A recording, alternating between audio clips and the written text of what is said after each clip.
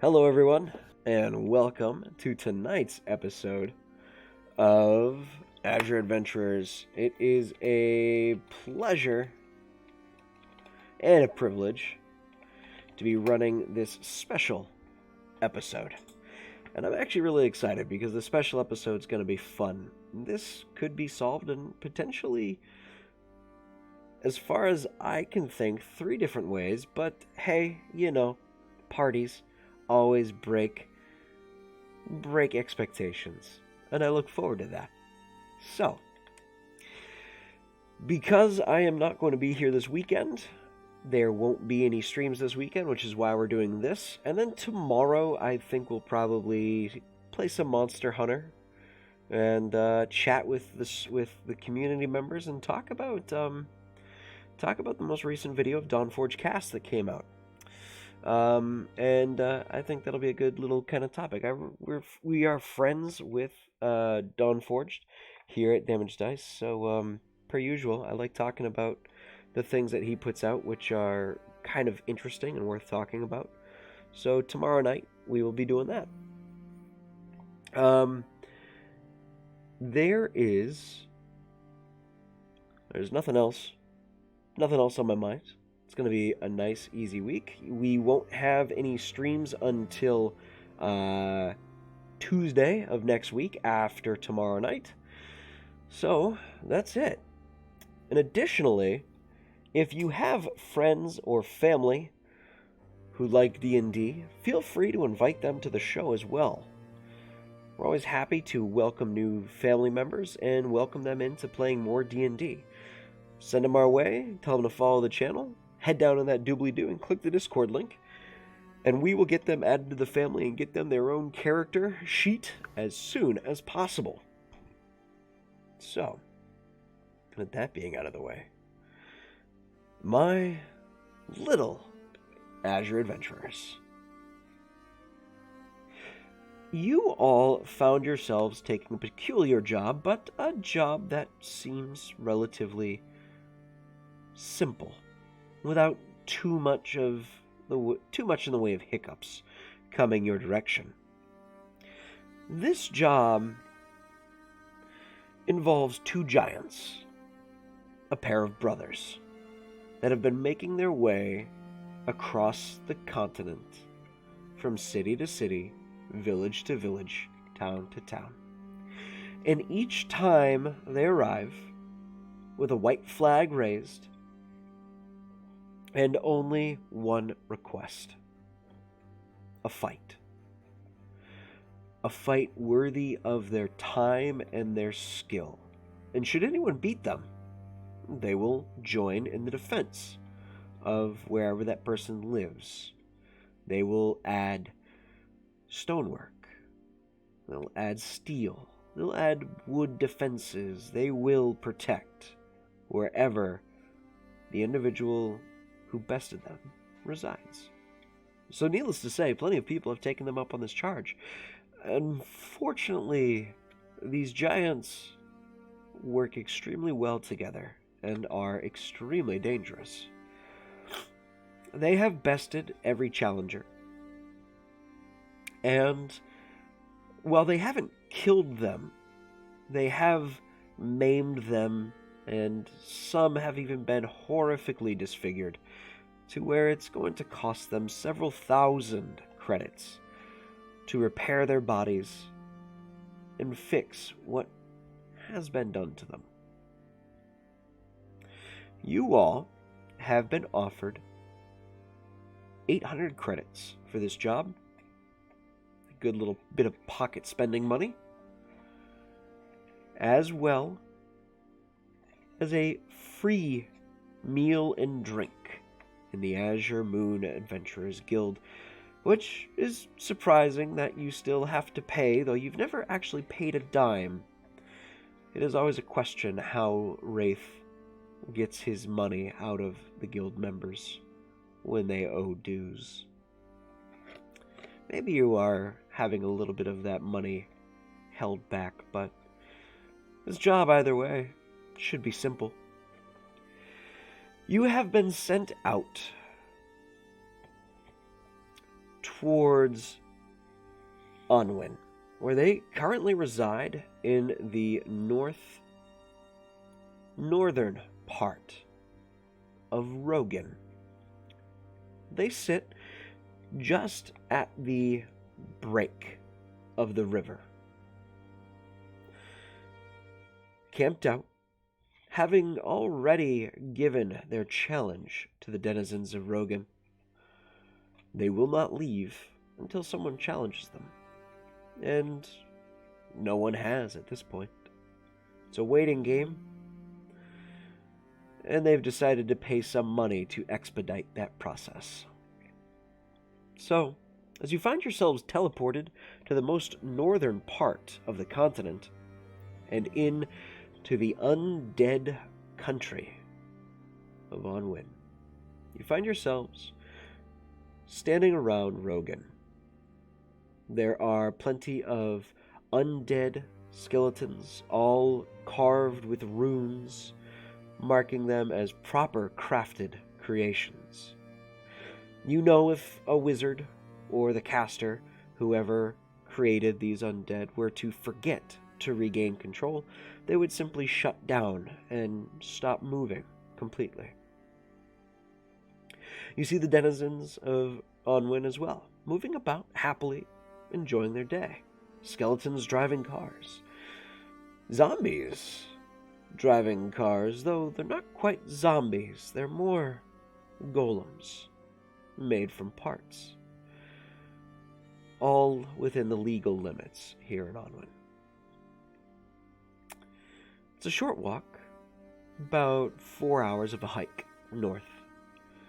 You know, the request is to either kill, defeat, or, if possible, see if you can convince these giants to join the Azure Adventurers Guild. It would be the best option. After all, I do know how to put them to good use. That being the case, you find yourselves here, in Rogan.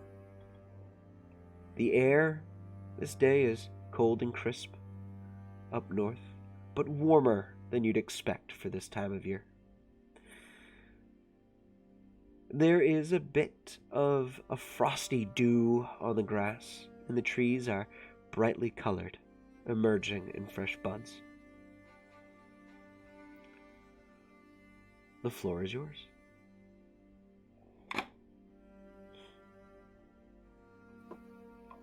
So you said there's a nearby forest? There's trees, but there's no forest in the town. There's a river forking up north of where you guys are supposed to be headed.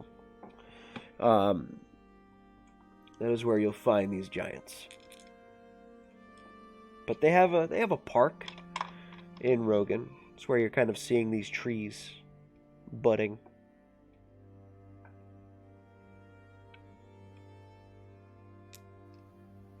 Okay. Do we know anything about how they fight?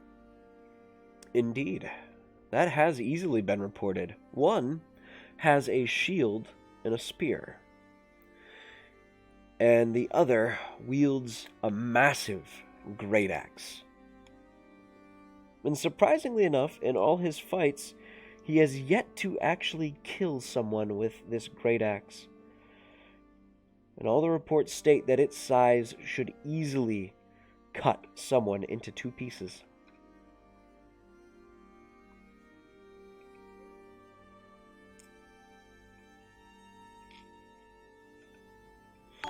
Has there been any reports of anyone besting them not in a fight? Make a history check. I'm give him guidance.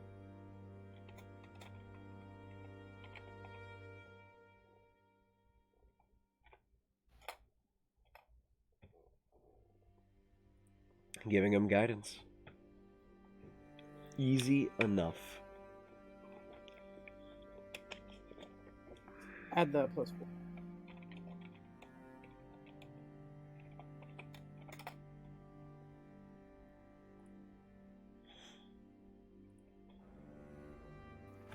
So 21. 21.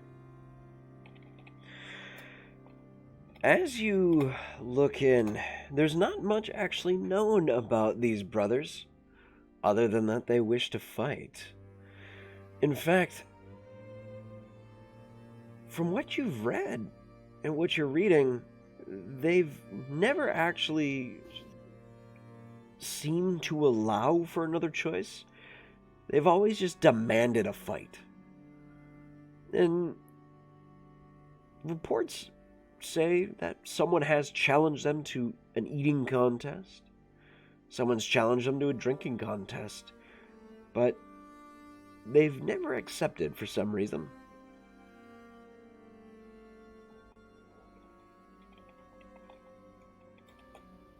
How many fights have they won? They have won... They've actually won 47 fights so far. Have they all been single combat fights, or have there been groups challenging them?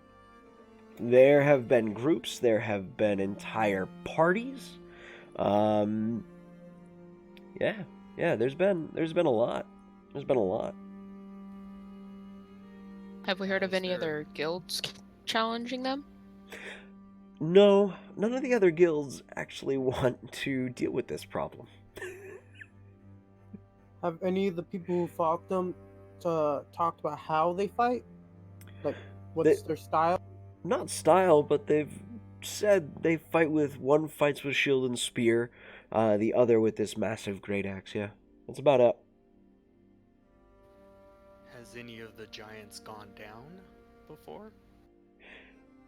One of them has fallen, but not died, but has given the sign of surrender in a fight. And that one would be the one with the shield and the spear. So it's safe to assume that they're honorable warriors and all. Seems so. They haven't killed anybody. It's just the size of their bodies and the size of the weapons that they're wielding, unfortunately, do cause some horrendous injuries.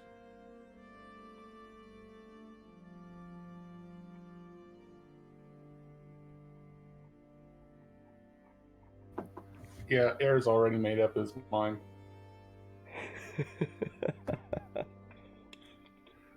I think you might know where I'm going with this. Damn, Thor really wants to see what weapons they're using and how the hell they're not killing people. Very carefully, apparently. He also enjoys a good fight. They could also... Their weapons could also be enchanted. Or they could be using the blunt of them, like the ends, or maybe like, if it's well, yeah, the only way with the great axe and a spear would be the end of it instead of the actual blade. Do we know what type of giants they are?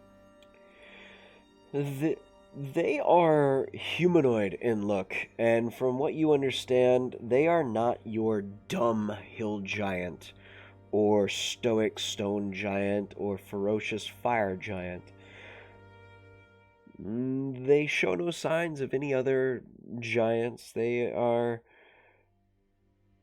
giants. Very, very just plain. Just really big people. Potentially, maybe. They show no signs of being Goliaths. There's rumors that they might actually be manufactured individuals. Crafted or just mutated by magics or other forms. Has there been known to be seen any like symbols with them or on them? They bear no symbols. They wear simple armor. That is the one who wields the great axe. His armor is plate, and has kind of a brassy bronze tint to it. It's he has more of a Soleil style helmet, where it's got the front cover with a visor slit, a little bit of a facial cover, and it kind of gives a general swoop back. The other is wears what appears to be like a half plate, but his entire upper torso is bare. It's covering like the stomach, the legs. He wields this giant plate of steel as a shield, and yeah.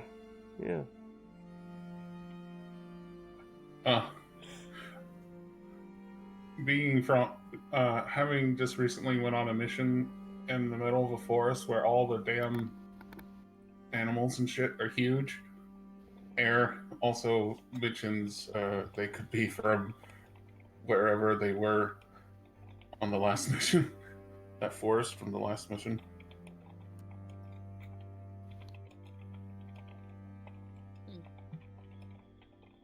So how do we want to approach them? Oh, I just have one last question. Has anyone ever asked for their names? They have, and their answer is our names will be given when you defeat us.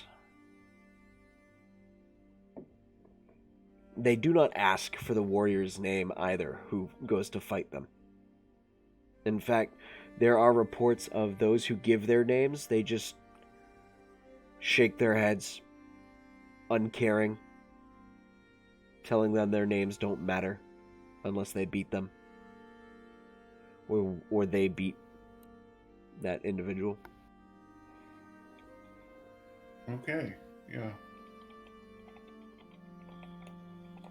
Before we try and fight these guys, I have one request. Simple.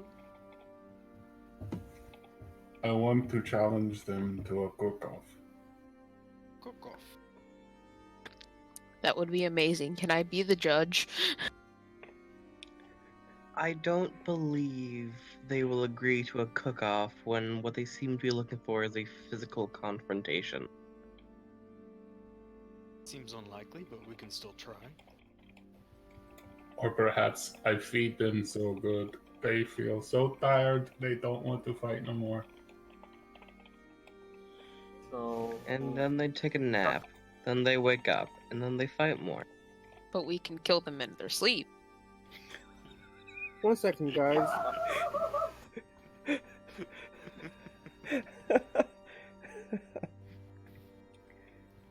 Or not. I mean, then again, we were supposed to leave them alive, I think. The instructions weren't expressly clear. If we want to be diplomatic about this, I suggest we go at them and tell them, well, I say go at.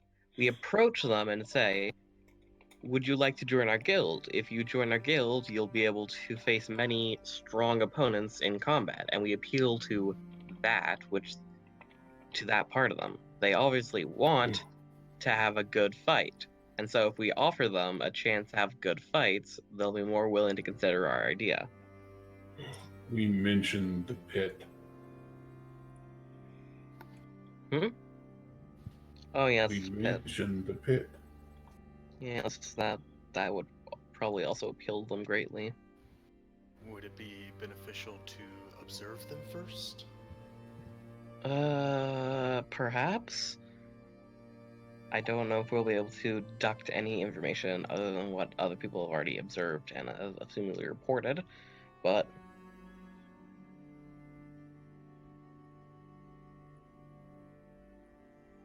Well, there's no harm in trying. fair enough. Only thing worse than getting harmed is dying, so it's fine. It depends if you have someone in your party who can bring you back. And so far, it doesn't seem like they will attack anyone unless challenged. That is not. Okay, so are we gonna ask them to a cook-off first, or to join the guild first? I We would seem to only be I able to would suggest we lead with the guild offer. Okay, don't second think of all, so. who's gonna actually talk to them? No. I'm not exactly the charmer myself, guys, okay? I'm not the charmer. You The know what, we'll do it giant like this. common? 1, 2, 3, not it. Not it. Not No. Not it. Yeah. Whoever said not it last, I got it. as air, rather slow on the draw, it seems that you are it. Girl. Oh, this should be good. So I Here, guess lead the way. Yeah, I guess Air will lead the way. Okay. You guys heading out, making for the short, well, relatively short trip that should be ahead of you. The terrain itself is rocky here in the northern parts of Onwin. You see that there are small little protrusions of cliff covered in bits of snow and grass that slowly is melting away and kind of swelling the river a little bit more. It's a beautiful sight. You do see the forest in the far distance of the northern part, and it's elegant. The pines are slowly dropping with snow, and they have this just towering noble look to them as they stand.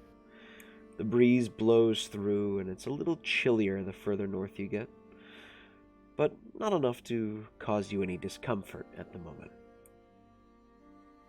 As the hours progress, you see a large pillar of smoke in the distance. Every so often, it grows into a large black plume for a few seconds before it kind of phases back down to a subtle gray.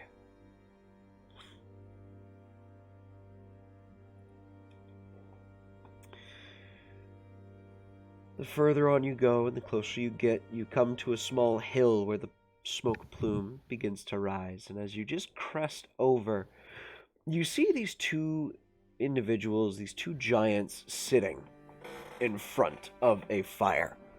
Both of them seated atop boulders that they have set down on their sides, sitting in front of it. And the fire looks to actually be made from 4 pine trees split in half and set in a teepee fashion. They have on large spears made from other trunks of trees that these spears do look to have some weathering, have some age to them. And they are dug into the ground, and you see in a very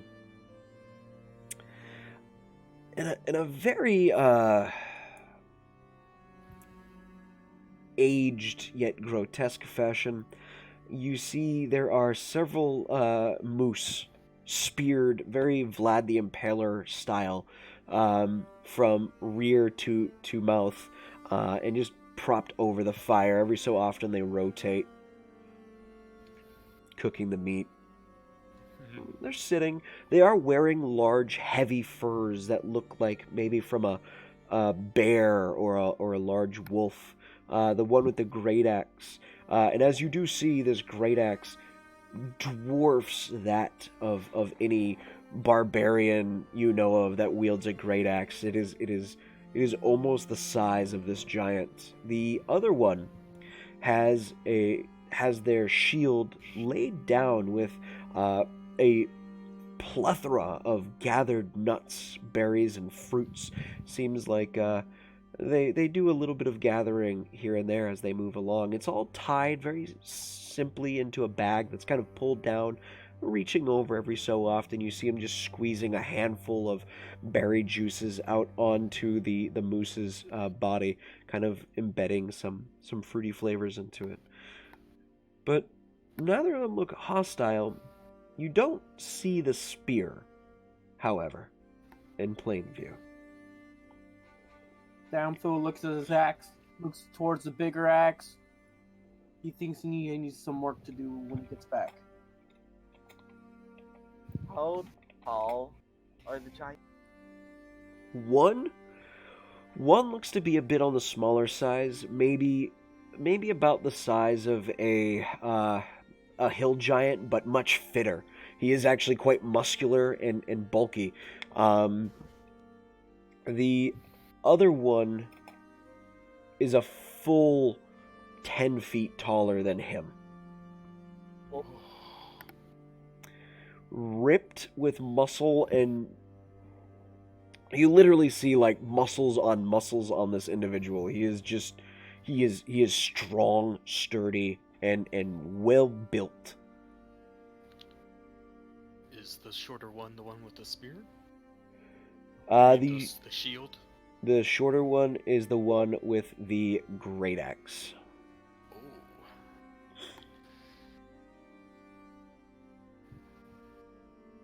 Lower center of gravity improves the weapon swing.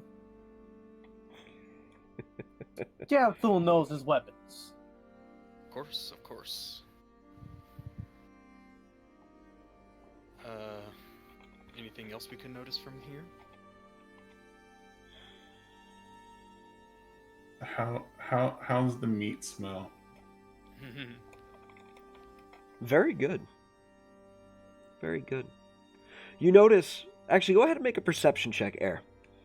As you're kind of watching it from this distance.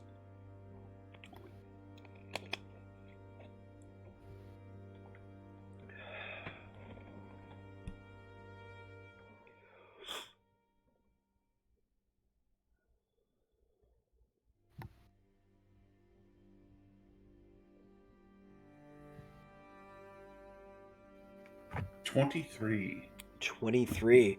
As you watch on, you do notice that as the giants go and kind of flavor the meat with berries and they actually reach underneath with the squeezed hand of the moose and kind of pull the skin back a little bit on one side, and you watch them very quickly smear the juice. They're not just kind of like sprinkling it over. They're actually getting their hands underneath and just kind of pressing it in, then getting to the other side and pressing it in, and then kind of just shaking their hand off a bit, clean it. One of them pulls out a large handkerchief that's almost like 4 king-sized comforters stitched together. They cleans their hands with, folds it back up, sets it to the side. From this distance, can Respectable. Jamthul identify anything special about that axe? Other than its size? Other than its size, no, not really anything special. It is a solid wood handle. It looks to be some type of redwood. The axe's blade is a solid piece of steel. It looks quite large. The edge is finely honed. The fittings that hold it to the shaft look to be made of brass or gold. They seem to be stuck on quite snugly with bits of cloth underneath and leather, kind of giving it an added little give there. And a bit of extra cushioning so as not to break the shaft of the axe. There could be more reinforcements along it. It's hard to tell. It does look like it's got a bit of a poleaxe taperings down on the side, just adding a bit more sturdiness to both the shaft and the head of the axe. Air's going to slowly approach, and when he's like within 30 feet, he's going to pause. As you And, approach, the large one turns, looks, watches you approach. The one with the great axe looks and removes his helmet as he does and just sets it to the side. You see a rather what maybe might be considered a young giant. Hair cut rather short, face pulled taut and very athletic looking. Not a wrinkle on the face, barely any scars. He still has that youthful vigor in his eyes, whereas the taller one you see actually removes a crowning mask that is wrapped around his head. And as he does, he sets it to the side, and you see a much older version of the young giant in front of you. Both of them with very dark chestnut brown hair and bright blue eyes. The older one, you notice, the larger one actually, and older one, has scars going along his chest. You see large actual pock holes in the body that look to be wounds from some type of firearm. There is a burn scar that comes from the side of the cheek down to the neck on the right side, and it looks like he took some type of blade coming across his eye about 4 times, or maybe some type of beast's claw raked across his face. As he left, Downflow wanted to cast guidance on him and say, "Exhaust." Okay.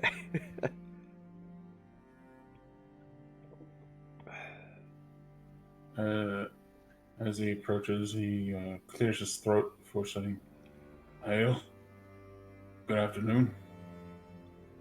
Hail, small one. Are you here to challenge us? Or are you here to try and weasel your way out of an honorable fight? Perhaps a bit of both. Good luck. Well, slide up a seat. We didn't pack extra. You'll have to make your own. And he'll gladly go cross-legged on the ground next to the older one. Okay. And as he does so, he points to the moose on the spit and says, "Smells good. I appreciate a fellow aficionado with the cooking." This is nothing. My wife, his mother, cooks far better. Though, in a kitchen, I suppose I can still make a fine meal.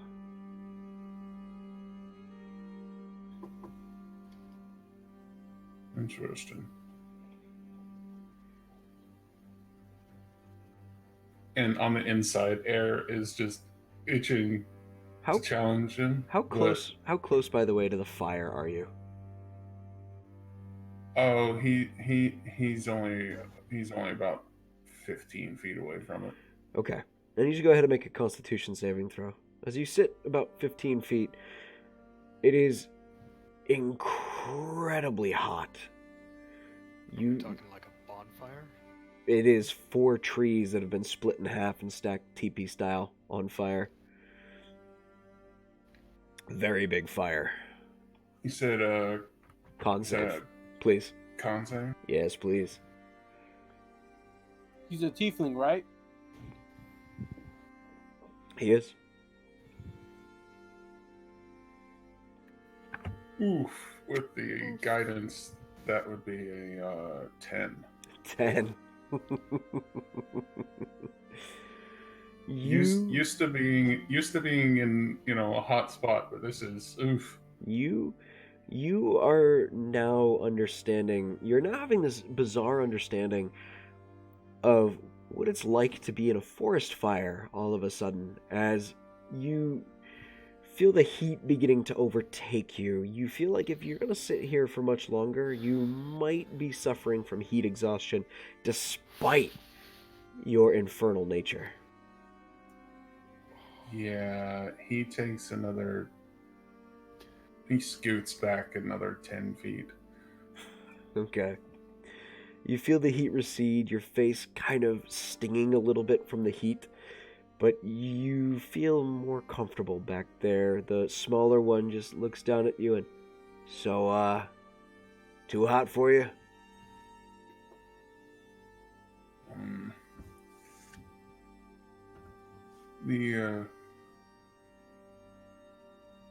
I'm used to the heat, but this is a bit much.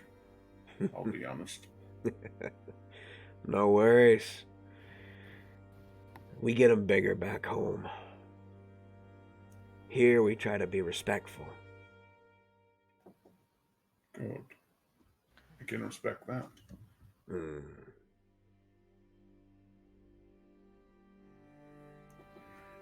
Now, gentlemen.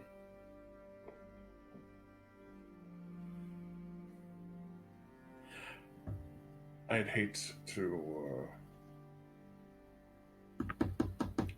offend, but there are a few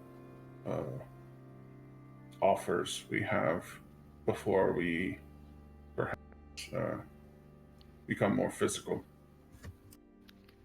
The young one looks to the older one, to his father, and cocks his head a bit. The older one just nods and...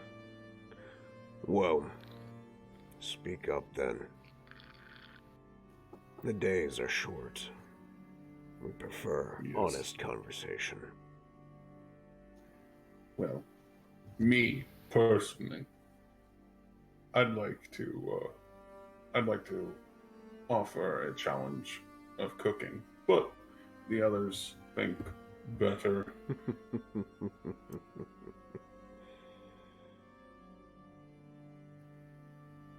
The others we've come up with, and I believe would be quite a beneficial offer for you, as I know both of you appreciate a good fight. Well, the guild we belong to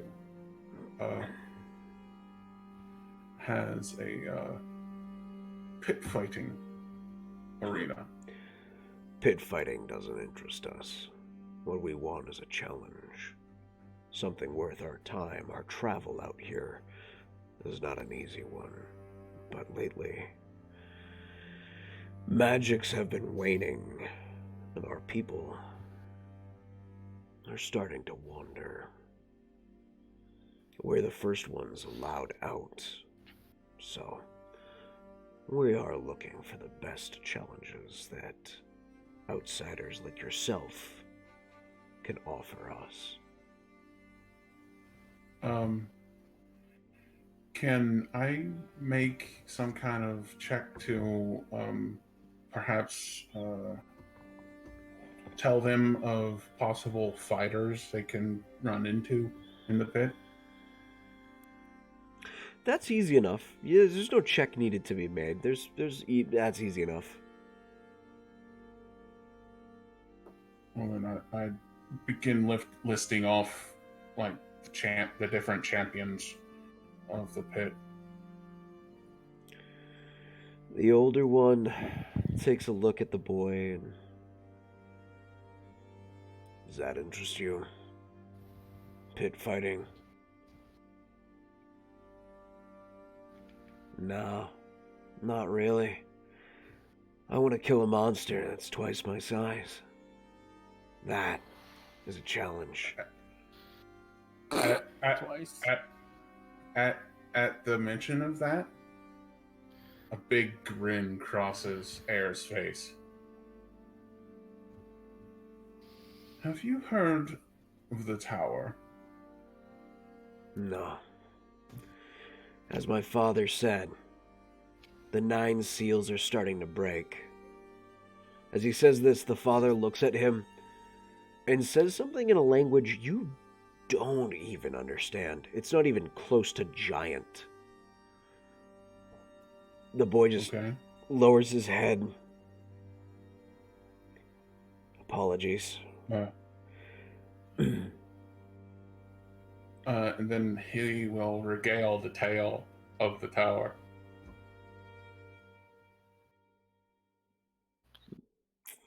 Make a persuasion check.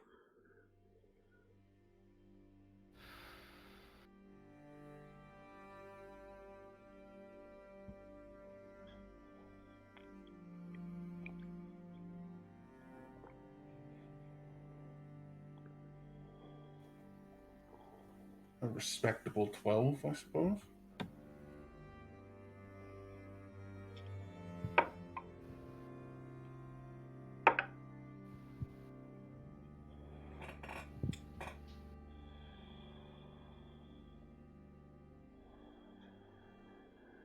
What's your modifier? It is nil. Okay, flat 12. The older one looks at you.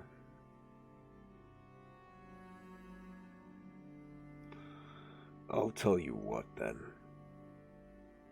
Your offer is interesting. The boy and I can find plenty of good fights, you say. Yes. The higher you go, the harder it is.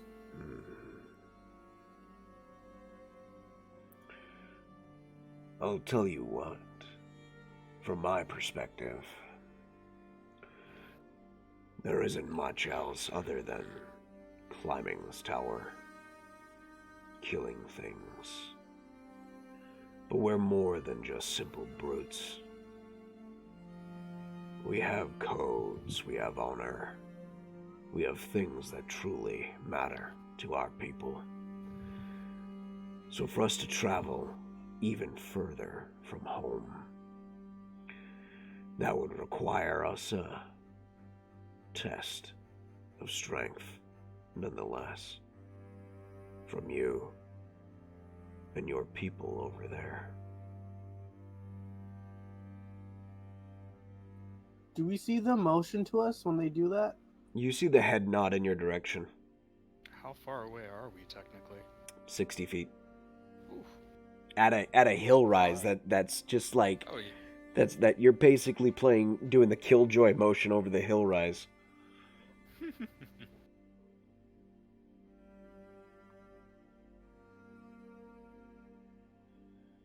I don't want to kill you. You look squishy. But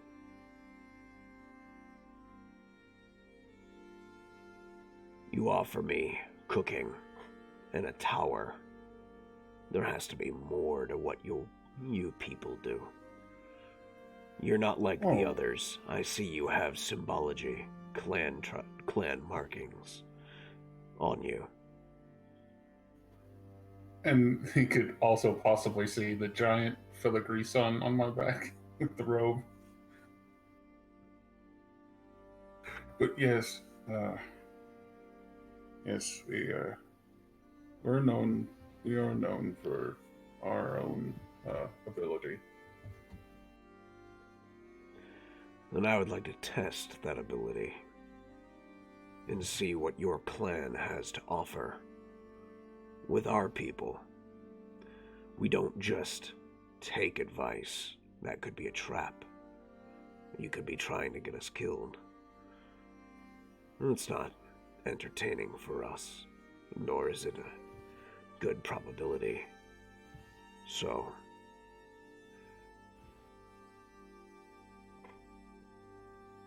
test of faith, so to say. Yeah, I'm fools and look at the rest of the part. Guys, should we go over there, or they kind of think they know we're here? We should start closing in. After the older giant says that, Air will stand and give a respectable bow. I'll talk to my fellows. Fair enough. And Air will meet them halfway. Okay. Mm-hmm. Did you ask them about the axe? No, but I did provide them with some encouragement. What did you tell them about, and what did they say in return? I told them about the tower and how Did you? challenging it may be to them. Okay, that. And what did they say to that?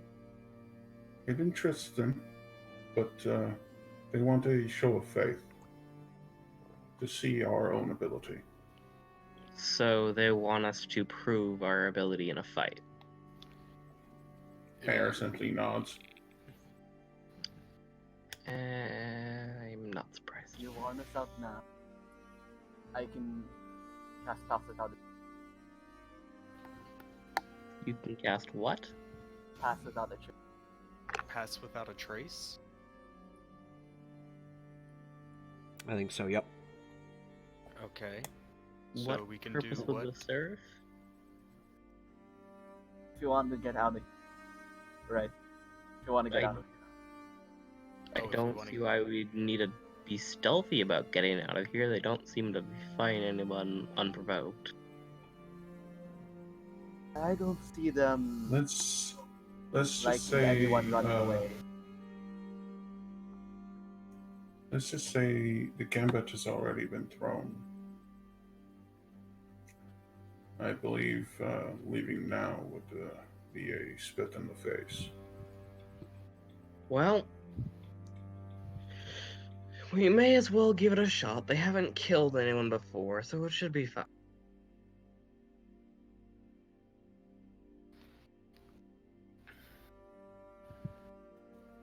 The young one, and he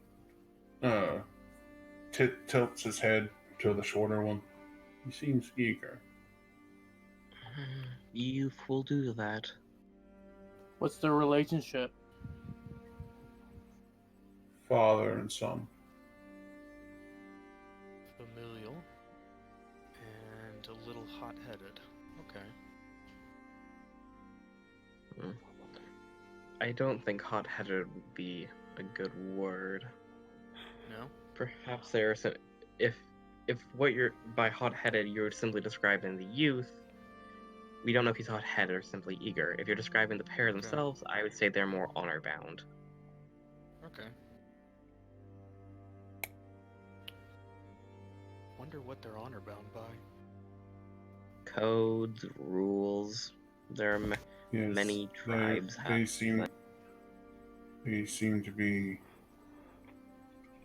bound by a code of honor by their tribe, by their own clan. I can understand that. The young one spoke of some kind of seals had been broken, and the older one reprimanded him for mentioning it. I do not know what this means, but they seem not to be from around here. And I don't mean, yeah.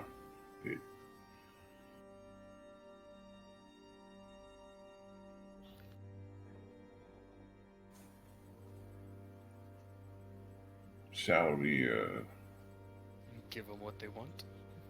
yes. Well, let's do it. Do we have a plan? I'm not gonna make it. I Fight. don't think it'd be a good one.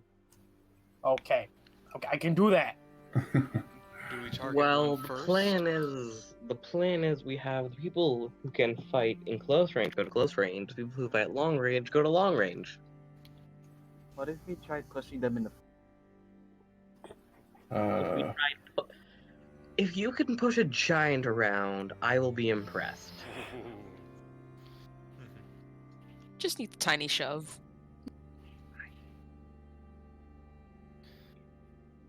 can bring the fire to Yes, I can If bring you my. manage to push a giant around, I will give you 10 gold.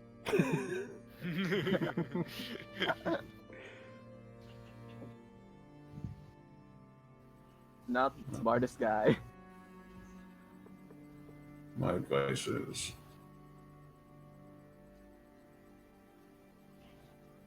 stick together, coordinate. You see an opening, take it. An arrow will about face and start marching forward. Okay. Jamfu follows, and Follows. on his way there. I'm gonna cast Bless. Okay. I'm gonna cast it on Air, Example, Tarush. Okay. So, Alistair, as you move forward, rest of you as well, cast Bless, giving them a d4 to attack rolls, ability saves, and I think checks as well, skill checks. So an attack roll or a saving throw. That's Attack it. rolls or saving throws. Okay. Jamthul also casts Armor Agathis on himself since he sees someone doing something before they fight, which he realizes is a good idea. Okay. It is wolf time. As you guys approach, the giants both stay seated, continue watching you, but the older one and the younger one both tend to the mooses? Moosen? I never know the plural. Plural is moose. Meese. Plural moose is moose. Is it It's really? like, That's Is it really moose? Yeah, it's like, it's not like geese. It's not meese. It's If you haven't seen mo- Brian plural. Regan's on that bit on that, it's a fantastic one. I highly suggest it. It's a bunch of moosin'. There are much of them. There's a flock of moosin' everywhere.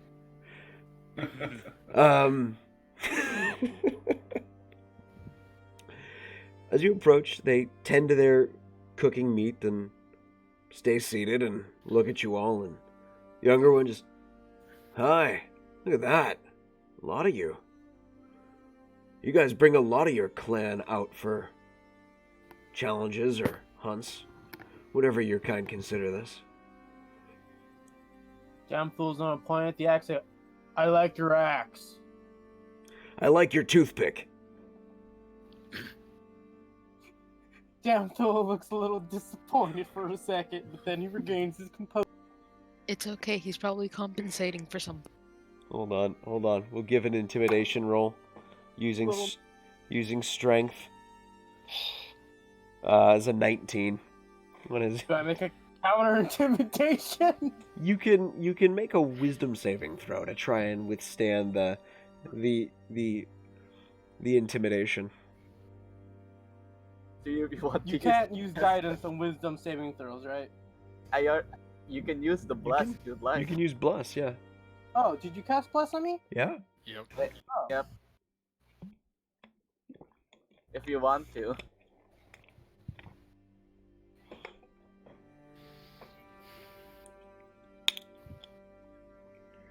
Bless is a D4 or just Correct. a flat four? Straight A D4.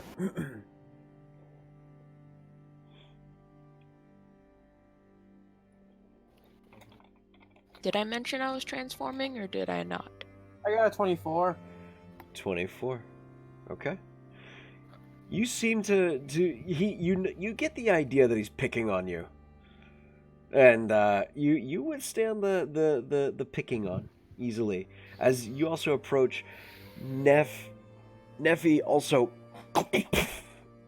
goes into half hybrid form, half wolf, half drow elf.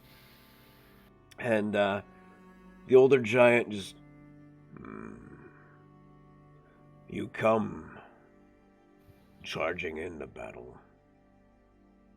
Dinner is cooking. You should sit, eat."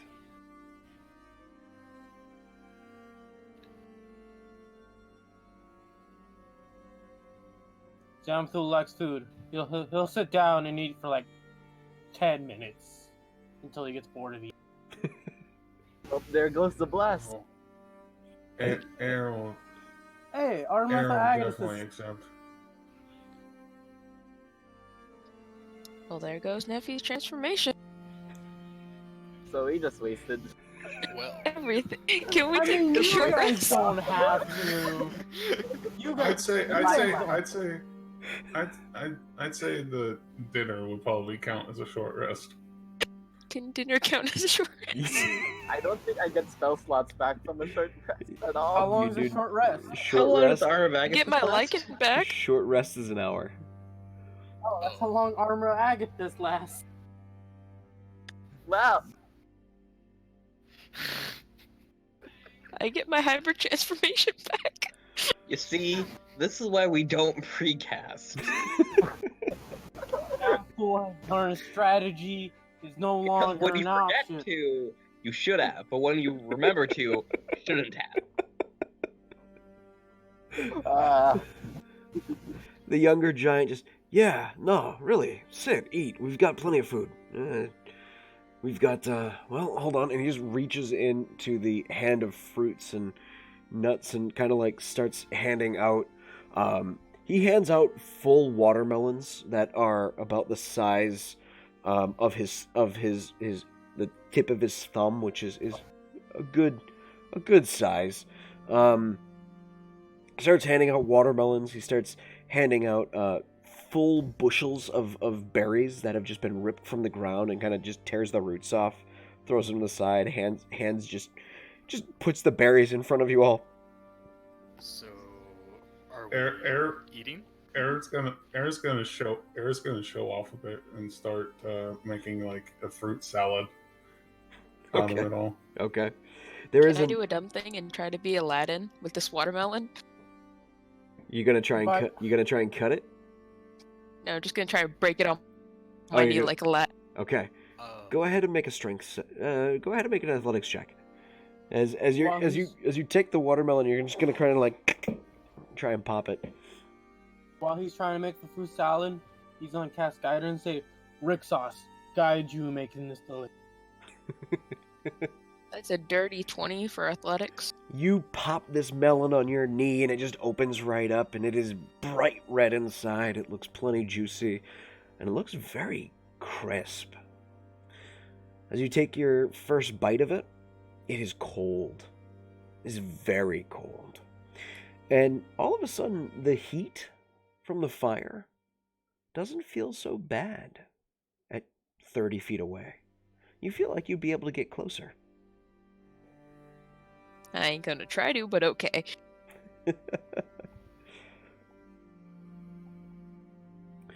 The older one looks at the younger one and, go, see if you can find some deer. I know they're small here, but see if you can get a few. All right, I'll be back. He grabs his axe and just attaches it to a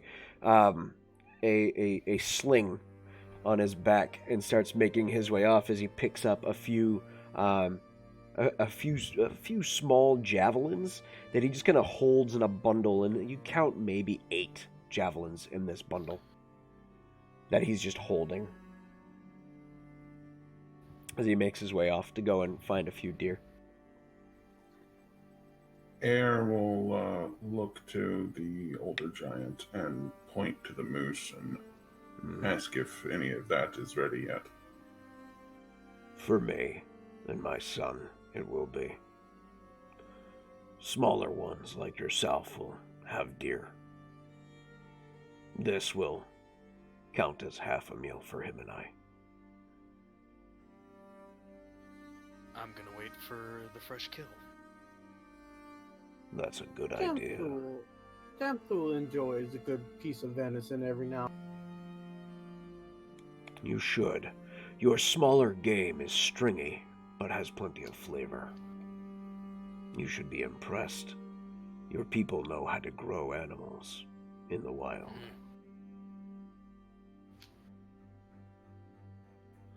So, what clan? And Air will go on. Go ahead. Air will go on and on about how, about different breeds of like lamb and just different livestock. As do you show him pictures of the livestock on your phone? Yes. He looks down and he takes your phone and very gently just grabs it with 2 fingers.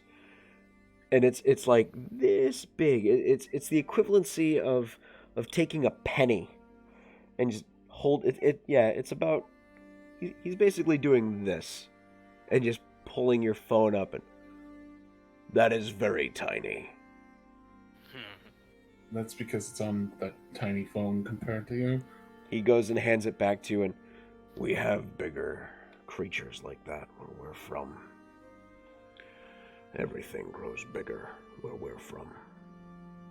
Everything? May we ask what that is that you hail from? If you were to kill me, you would find out. Alistair goes and sits down and just starts playing on his lute. Okay. Go ahead and make a Make performance performance check. Yeah, go ahead and make a performance check. But Oh shoot! Oh no! Drop Air dice. will apologize for interrupting him, getting so excited about, You are fine. and You shouldn't be ashamed of enjoying what you do. Plus what? 23.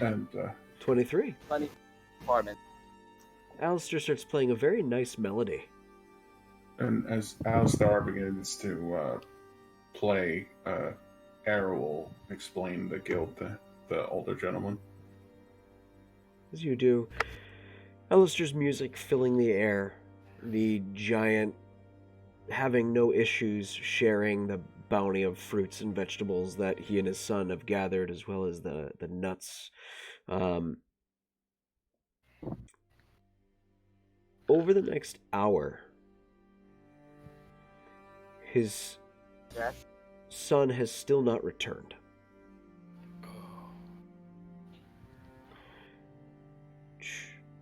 He does take notice as he looks to the sky and watch as the sun slowly begins to set. This is unusual for your son? Yes. We are beyond the wall. Nothing should pose a challenge to him. How does short rest?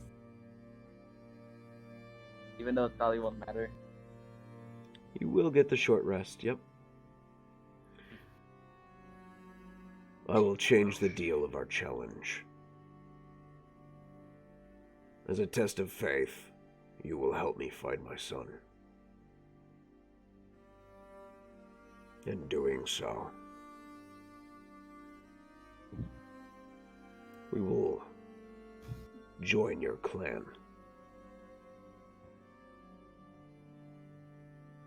That is reasonable.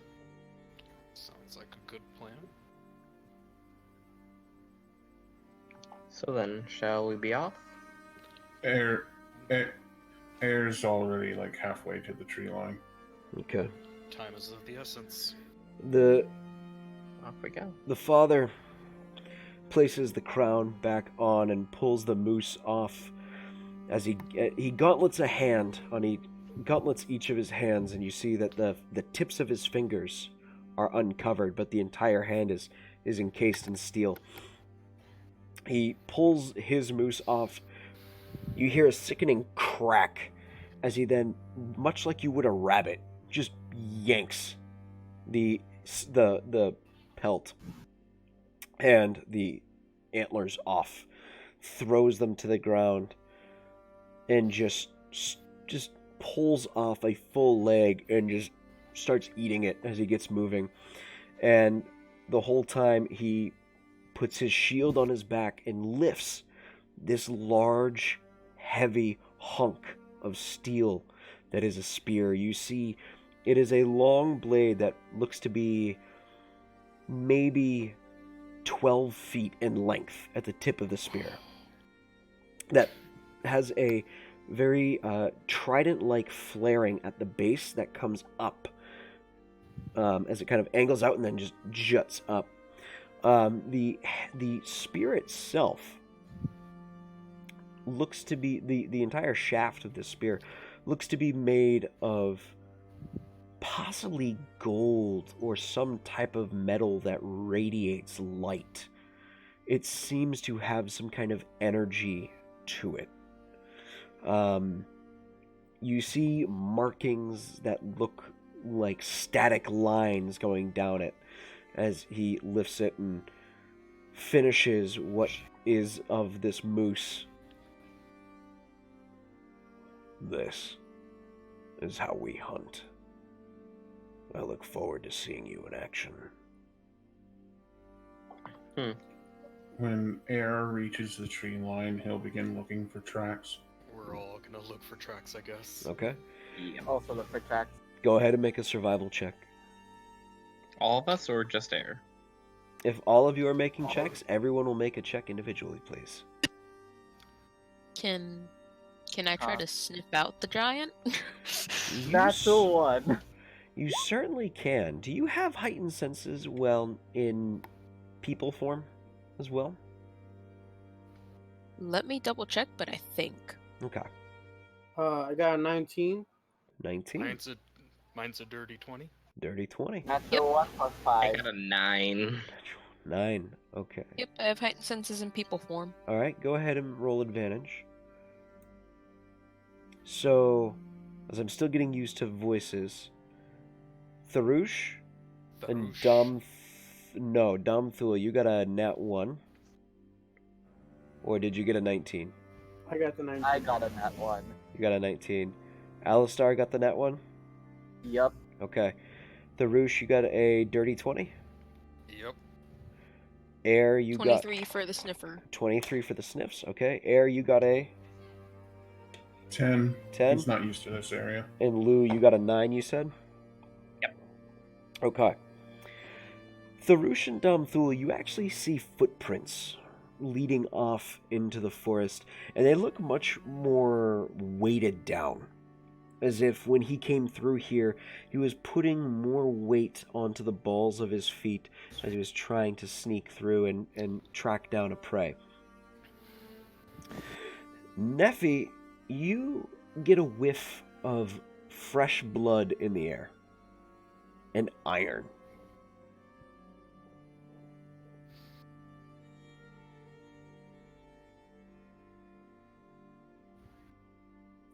Well, either he killed something or something injured him, because I smell a lot of blood. Do we spot any blood nearby? Or further down the tracks? As far as you can see, with the sun beginning to set, you don't see any blood yet. This forest is quite dense with pine trees. But if you would like, you could kick on your flashlights and get moving with a bit of aided help, or you could just rely on the subtle gray tones of your noir dark vision, if you so choose.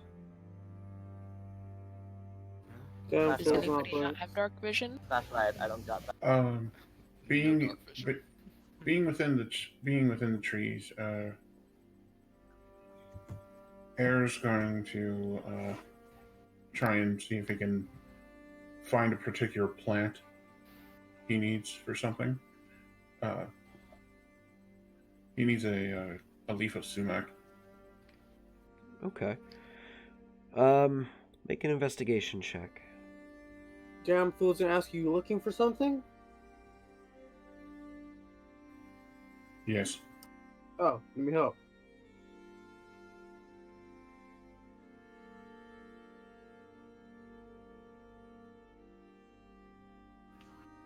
It's an extra 1, but it counts.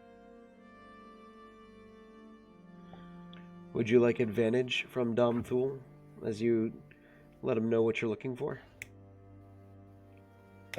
Sure. Okay. As the two of you start looking for some poison sumac, the rest of you, are you following the tracks down? Yep. Yes. Okay. Tracks and scent. Here we go. Let's make that a 16 investigation. 16. Takes you a bit, but you do find some poison sumac on the side of a tree. Seems to be strangling some of this pine. Not Okay, well, but it's trying. He takes like 3 or 4 leaves from it and pockets it. Okay. As you continue forward, Nephi, you have the smell of the sun in your nose and the blood.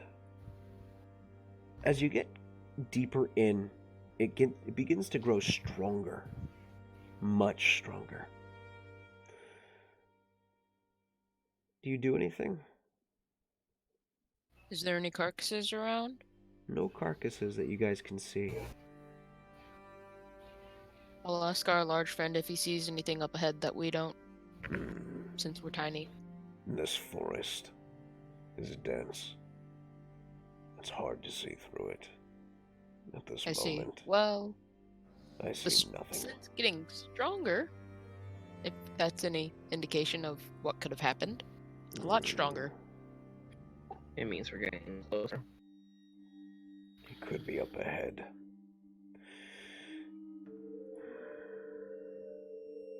Let's keep Do we going. want to proceed more cautiously? Since we know there might be danger?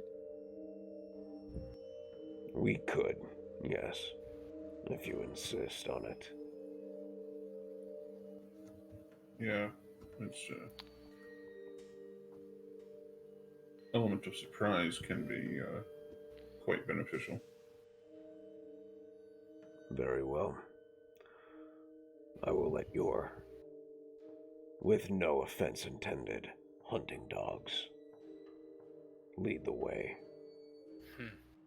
My reach is far enough.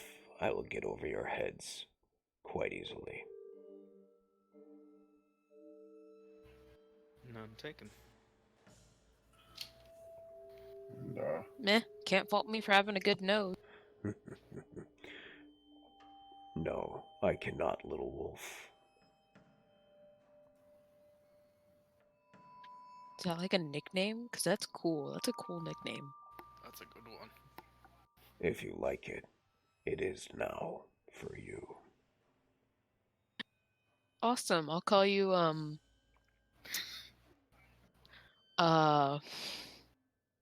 Big Spear. He smirks a little bit, gives you a wink, and gets into a low phalanx position waiting for you guys to start moving forward. Which is the Wow. first time you've seen this individual smile in any way. Since we seem to be tracking by scent and we seem to be getting ready for combat, Lou is going to take the time now to wild shape into bear form. Alright, Lou's going into bear form. Yep. As you do. shall we take point, Effie? Lou, as you do go into bear form, you as well begin to smell the scent of blood and iron. Thickens. It's heavy. So are we actually? Were we already heading in the right? We're already heading in the right direction towards it. Yeah. You were, yep. Okay. If you'd like to move ahead stealthily, everyone can roll a stealth check. Stealth bear. This'll end well. Stealth bear. This is Da-na-na, Stealth Bear. da-na-na, dun dun dun dun an da-na-na. 8 plus what? 9. Mine is 12. 11. 11. Down We are Pooh's not not a 24. sneaky guy. He tried though. He tried. We are not stealthy. So, I got a 24. alright, a 24 from... So, Neffy with a 24.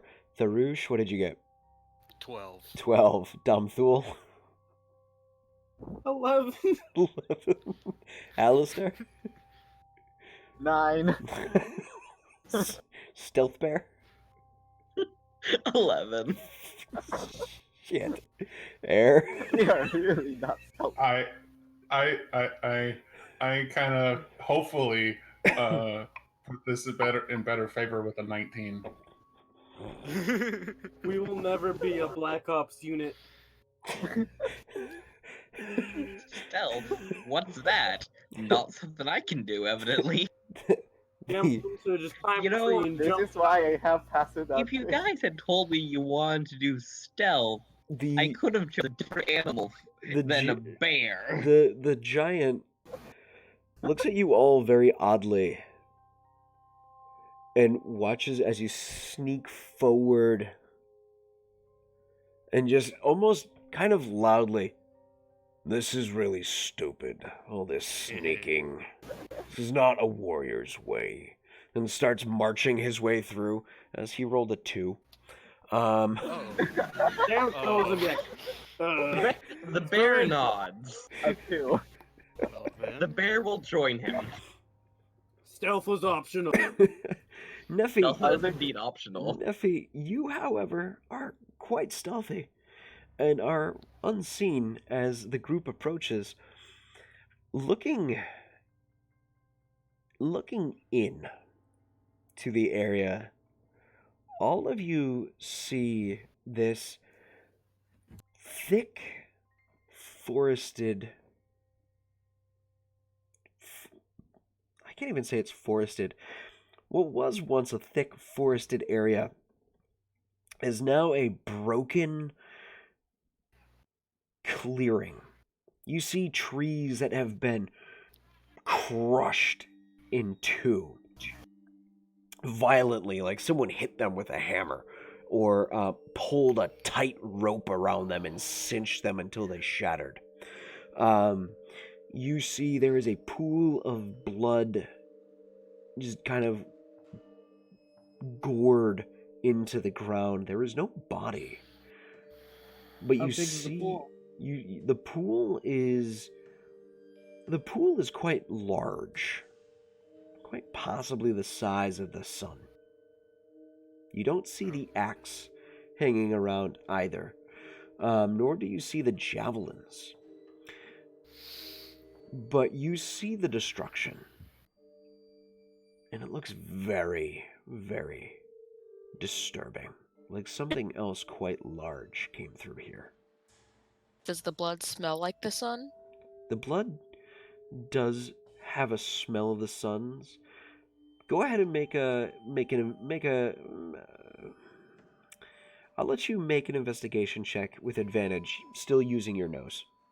This is the bear person, right? No, This is I'm the the lichen. bear. This is the lycanthrope blood hunter. I walk to the tree and I just say, "It must have been something to see." Add up +1 to that investigation check. Because damn fool's gonna pet you a little bit because he doesn't understand how the hell you're doing this, but he knows you're doing. So with advantage, with with advantage, that one, Nippy. Comfort one So tree. that's a dirty. No, not with a one. With advantage, with advantage. So you can roll again. Oh, I know. Adding the 1 to the roll I rolled, that's a dirty 20. Or wait, do I add the 1 or no? No, 1? roll advantage. Roll advantage. Okay, I rolled advantage then, and it's 19. Oh, I cast guidance. That's where the 1 came from. Ah, okay, okay.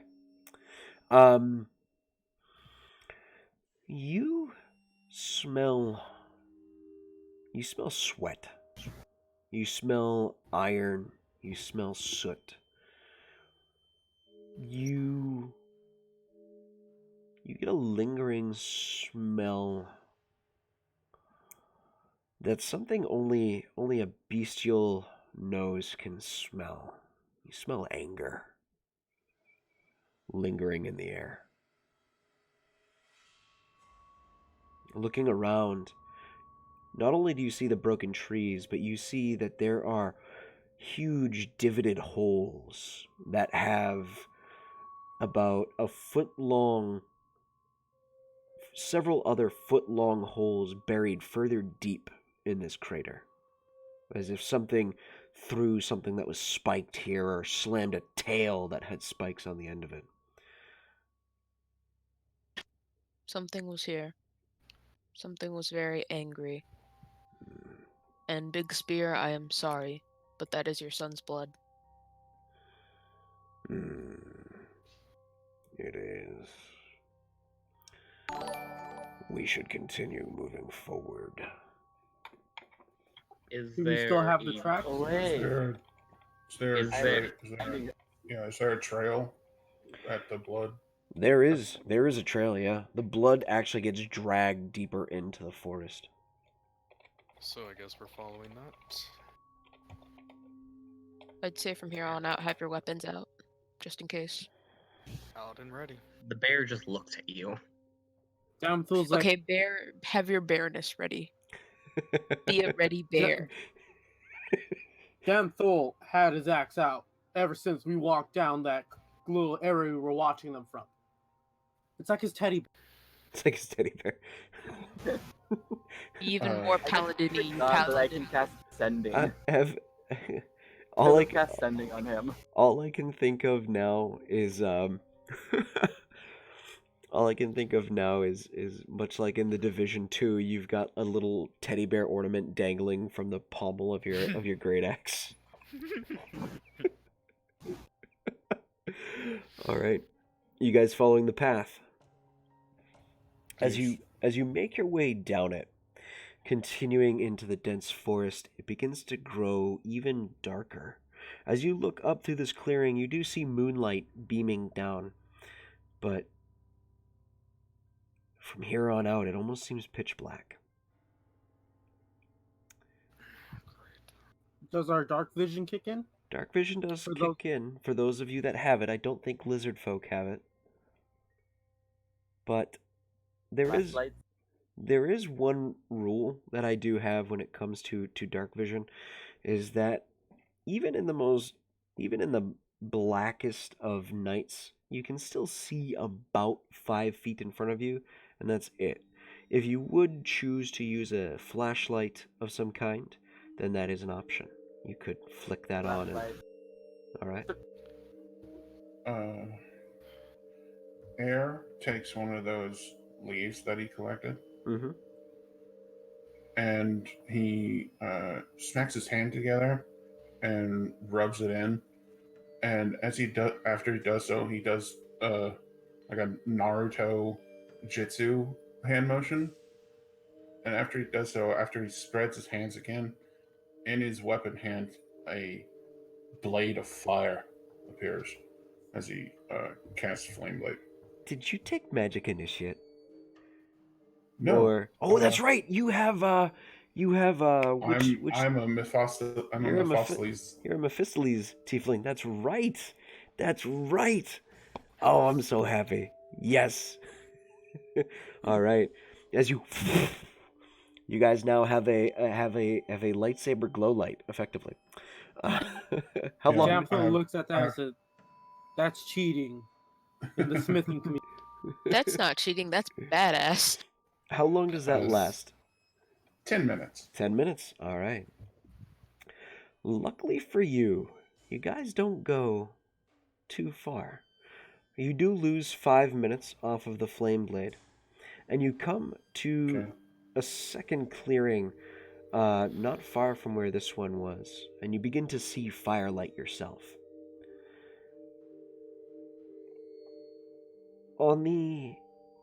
In the next clearing of forest, you see that there are walls of trees that have been cleared and just stacked around a half circle from the direction that they came from into here. Inside this circle from the outside, you notice there are 2 more huge giants in this clearing. They have attached to their arms these massive gauntlets that go all the way up to the shoulder, covered in thick, heavy spikings. Dangling around the wrists and almost maybe forged into these gauntlets are these long, maybe 40-foot chains that seem to just drag in the dirt as they move. They are larger than the father with you. 2 of them sit there. You hear some loud footsteps, and you see a third appear. As you look in, he stops, and you hear the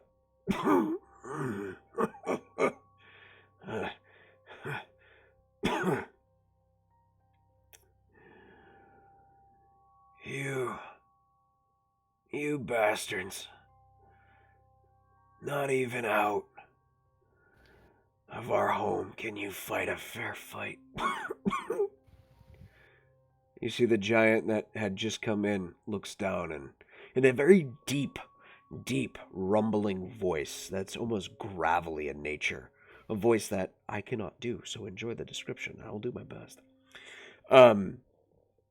It almost is a bellow as it comes out, and it's almost unintelligible as he speaks. We don't fight fair. We fight to kill. We fight to gain power, to gain honor. You're nothing. You're a whelp. We'll use you as bait for your father, little one. How emo do these guys look? He gives him a hard kick. He gives him a hard kick, and you just hear the... Their heads are actually almost impossible to see, but just comparatively to their body size, their heads don't match with the body size. It almost looks as if these particular giants are the type of individual who just does nothing but lift or takes ass loads of steroids. The heads are wrapped in these steel collars that have spikes around them. Their portions of their armor is even spiked as well, and their faces as well are covered in iron masks that have chains dangling down from them and spikes all around. You see the one who just came in has a series of bits of flesh and blood dripping from the tips of the spikes on his head. The most dangerous foe, the spiky cross-fist giant. Air kind of shudders in anticipation, as almost like he's may have fought one of these in a past life.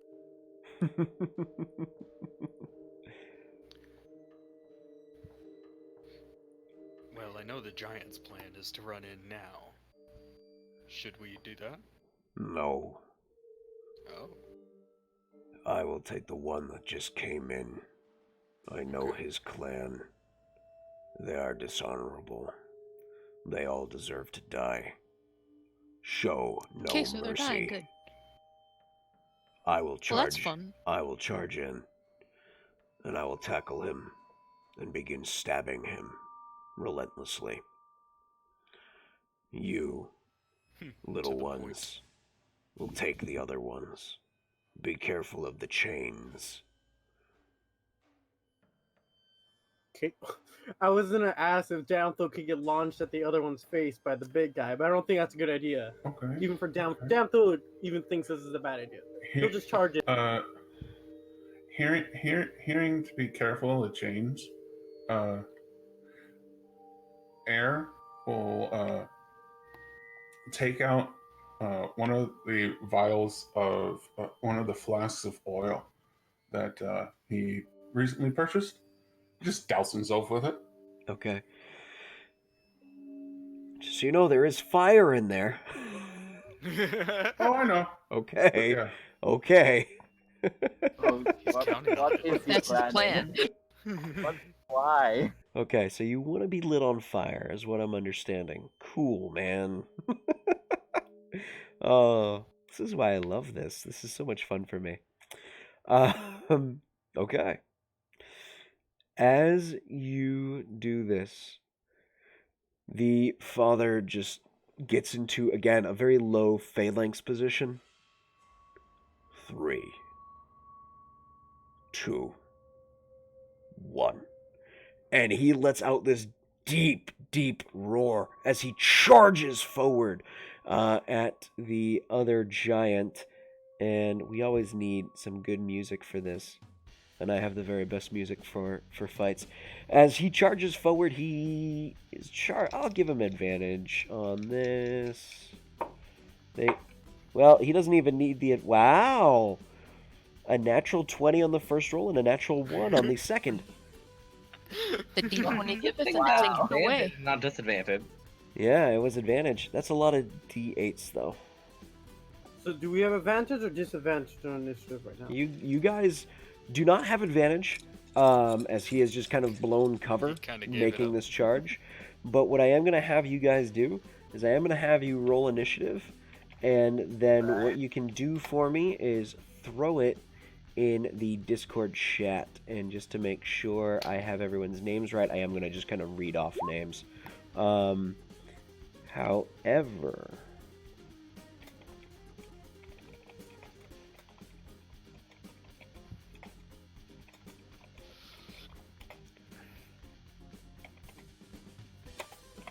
Alright, let's get the initiative roll here for him.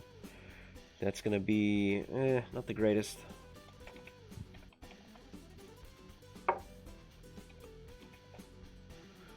We have, ooh, actually, that's much better. Oops, not what I want. Yee. Ouch. Hey, one of them is at initiative 0. All He right. just stabs himself and dies. As the spear, as your allied giant charges forward, that is a surmountable amount of damage.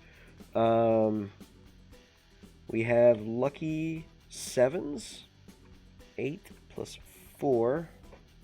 And I need, that is 1, 2, 3, one more. And a 6. Plus... plus 7. Okay. Charges forward as the one that he's charging at that came in just seems frozen in place, not realizing what's happening. As he just charges forward, slams the shield into him, and pulls the spear around and just slams it right up into the ribcage in the side. You hear a grunt of pain. I'm going to go ahead and add all of your initiative rolls now.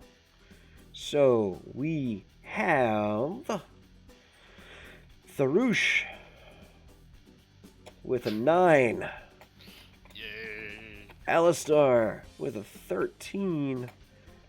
Dom with a 15. Neffy going full doggo mode with a 21, getting that fast initiative in. Lou going bear mode with an 11. And Air going monk with a 19. Okay. As this one, as your allied giant has rushed in and is in full melee now with this other giant, just slamming the spear home, it comes to the top of the round with Air. The other two giants, one is keeping eyes on the fight and is getting ready as he pulls chains down. The other looks back and sees you and throws his own chains down as he looks like he's about to charge in at you guys. Comes to you. You're at the top of the round. Well, Air is going to start basically parkouring up the back of the one that's has his back turned. You will take an attack of opportunity if you do. Because you will just be fair. moving. You will just be moving out of the range of the other one. Fair enough. It is up to you if you want to do it. Wait. Yes. Okay. Go ahead and give me that acrobatics check with advantage.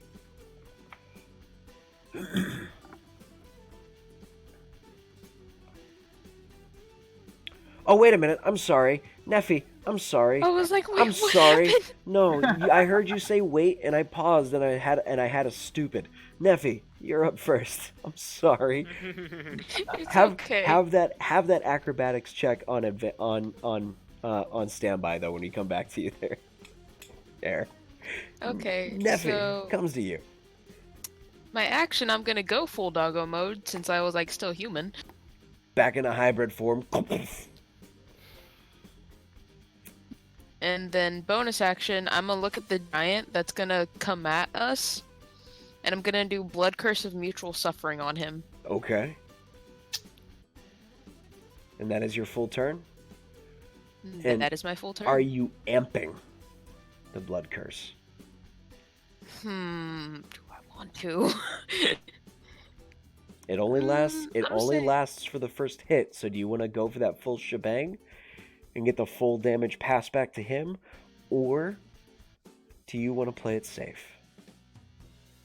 I'm gonna go full damage. You know what? All right. We're amping that shit. I love it. You just see Neffy just fucking slash down her arm. Just like, this is gonna hurt, motherfucker. As you do, you watch as a tendril erupts out from your arm and actually wraps around the throat of this giant. He looks down at it and goes to swipe at it, and his hand just passes through as if it's water. He just shakes his head and... Magic! As he just lets this guttural roar kind of flow out of his throat. And are you staying at distance, or are you getting in closer? I'll get in close to make sure I get that good hit of dying and then making him die. All right. So moving in your full 30 feet, you get right up into him, and he looks down at you. Little wolf snack. And you hear the sound of like you actually hear the sound behind the mask of a tongue kind of licking across lips. It's disgusting. As She's just throwing her middle fingers up at him like, yep, come on, come at me. as air, you go to run up this giant's back. As you do, you see the other giant look at you and just and swing out chains. What was your acrobatics check? That would be a 21. 21. So with that, you do get up, and as the chains wrap around you and hit you with a natural 18 plus 9, you do also manage to slip out of the grapple, but you do take a substantially chunked amount of damage coming your way. I lied. I rolled almost pure minimum. You take 10 points of bludgeoning damage. As the chains hit you, but because you're so slick, they seem to just shloop right out of you. So, you are in a position where you're on top of the other one. You will have to dismount after making your attack, and you will be within 5-foot distance behind him afterwards. But you have run up the back. Now you're up there. What are you going to do? I'm going to stab the flame blade into the back of his neck. All right, go ahead and make your attack roll.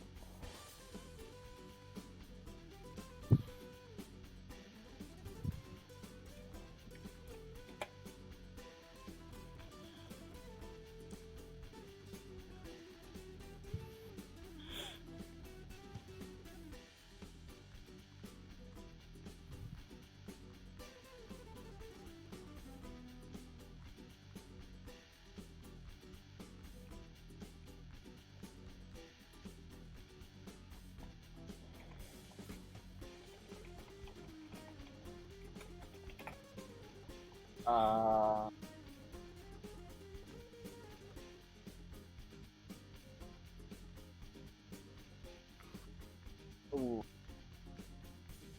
There's 13 to hit. The 13 misses as you go to stab down.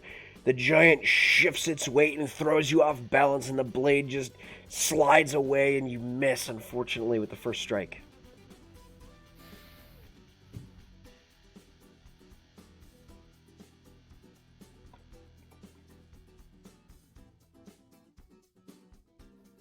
Alright, as he does a backflip off of the guy's back and lands, when he lands, a searing arc strike comes his way.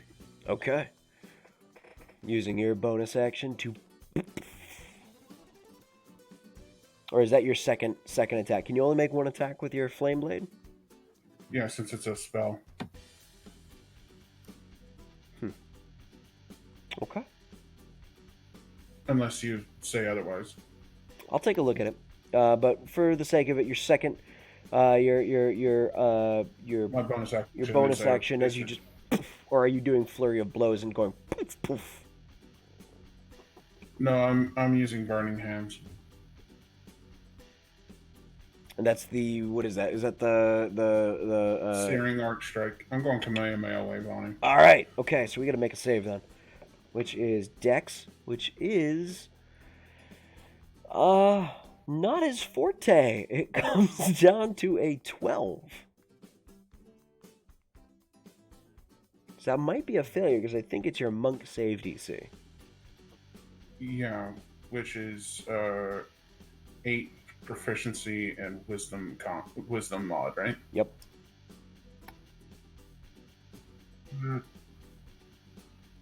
So that'd be 8 proficiency. That'd be 12 plus 3, which is 15 is my save DC. Yeah. Sounds like he does fail.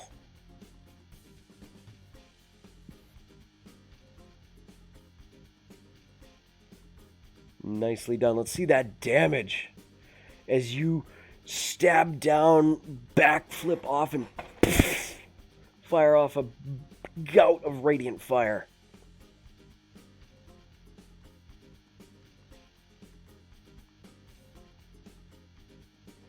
I'm excited for this. That's 8 fire. 8 points of fire damage. All right, it burns a little bit. You get that scent of heated flesh, and now this giant turns and faces you completely and looks and sees as there's another one. I drop down into a cat-like stance with the flame blade in front of my face. All right, And I looks hiss down. at him. Mice everywhere. And the tail behind me is like going Alrighty. 10 miles an hour. Nice. Ending your turn, it comes to the giant in front of Nephi. And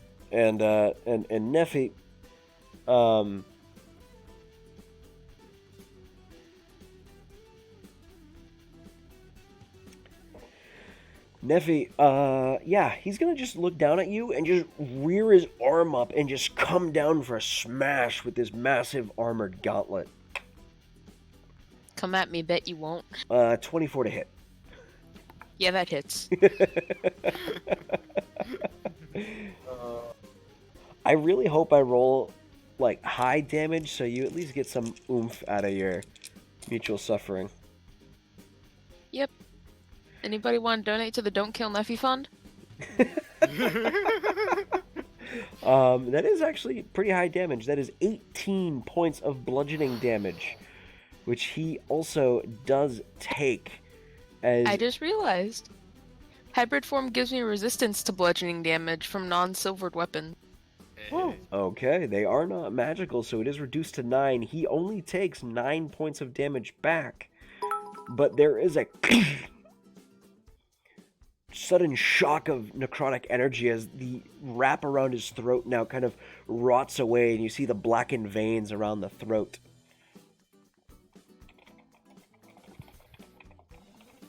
And Nephi, you do get a +6.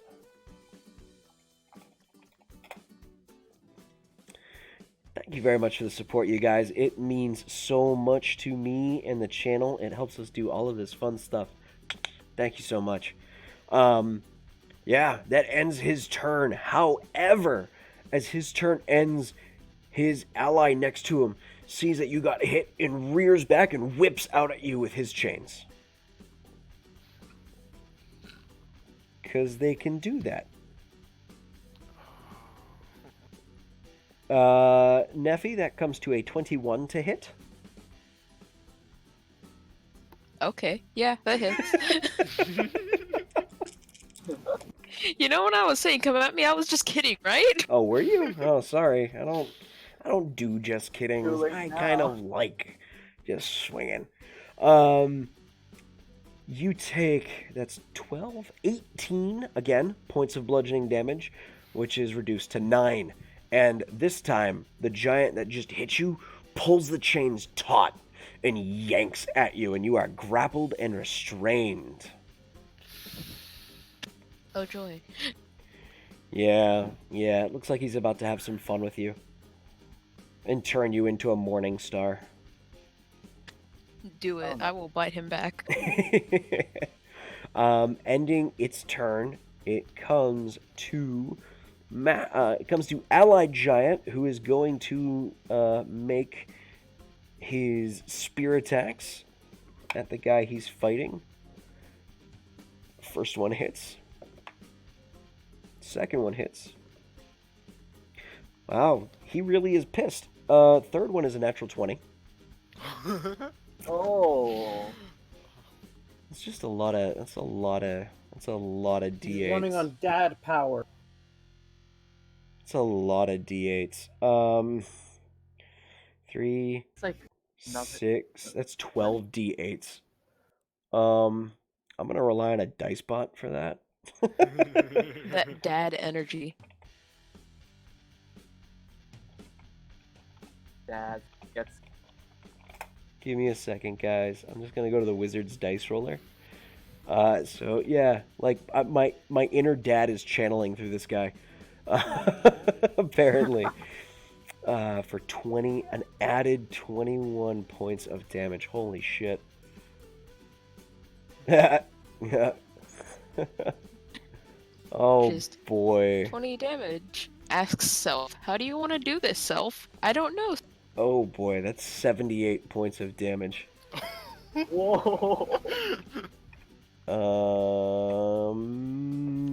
Okay. The other guy is still up. But bleeding heavily as Dad Giant just starts wailing this spear into his body over and over and over again. You see that there is just blood, flesh, and muscle being torn out of this one giant as he just continues to hit the same targeted zone. There is a portion of flesh that is now just opened and just internals are spilling out. This giant might not survive the night, whether or not they manage to kill you all. He doesn't look like he'll survive the night, whether or not that's a condolence fact to you all. But yeah, that happens. Then it comes to Alistair. Okay. How far are the giants away from me? 30 feet. Both of them? The two that are facing you guys, yep, 30 feet away. Okay. I might be stupid. I'm gonna charm person on second level. Gonna try and charm person second level. Ooh. Yeah. Is Domthul actually next? Oh yeah. Domthul is next. Ah man, I'm trash tonight. I'm sorry guys. Domthul, you're next. Oh, I was? Oh, I didn't know. You are. You have a 15.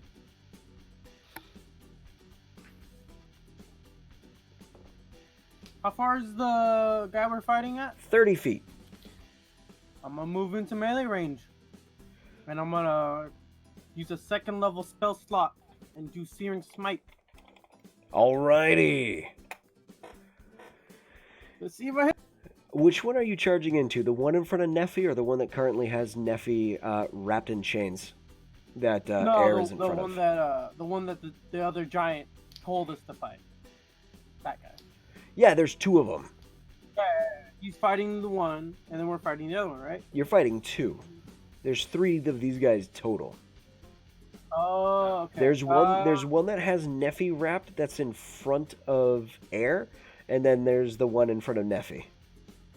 Which one's the closest? Both of them are equal distance. They're right next to each other right now.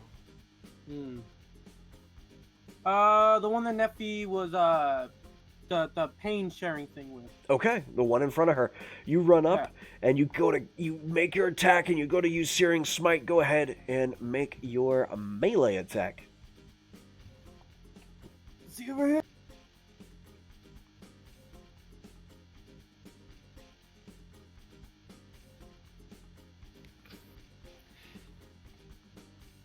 Does a 26 hit?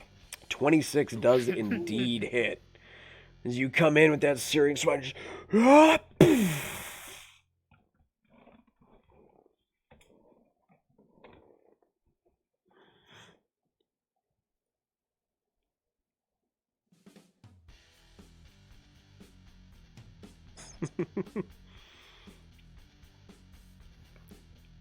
So let's get that damage in. Let's see how much hurt you put in.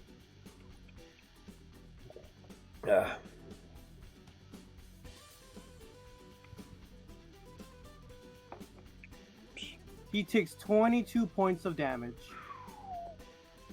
22 points of damage. Fucking. At every one of his turns, he's gonna take a d6 point of fire damage until he gets put out. Until he gets put out. Okay.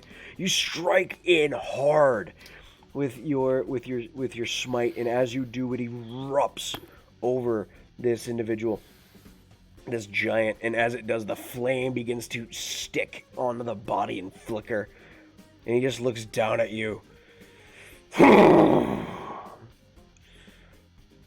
Damsel's gonna flip him off. Okay. Say that. I like this dog thing. Okay.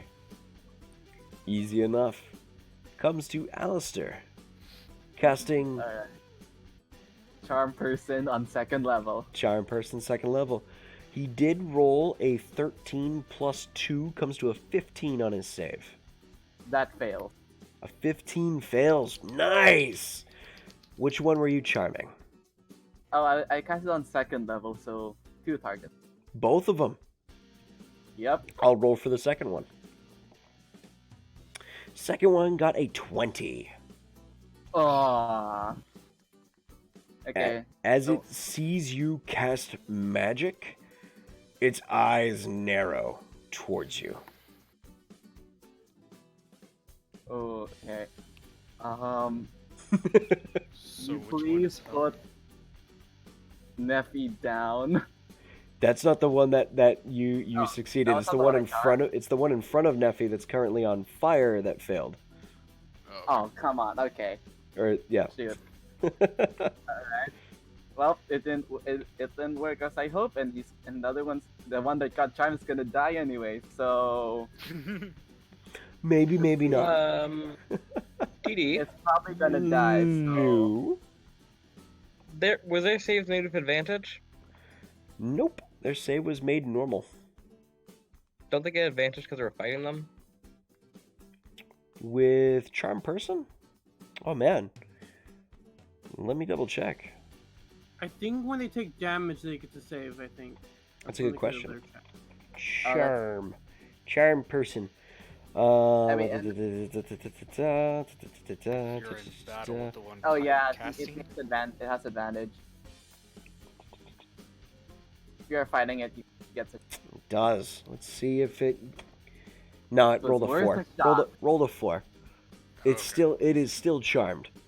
That one was meant to be charmed. However, it is considered on fire by an ally's fire, so that will break the spell. Wow. So let's see what you can get done with it before that happens.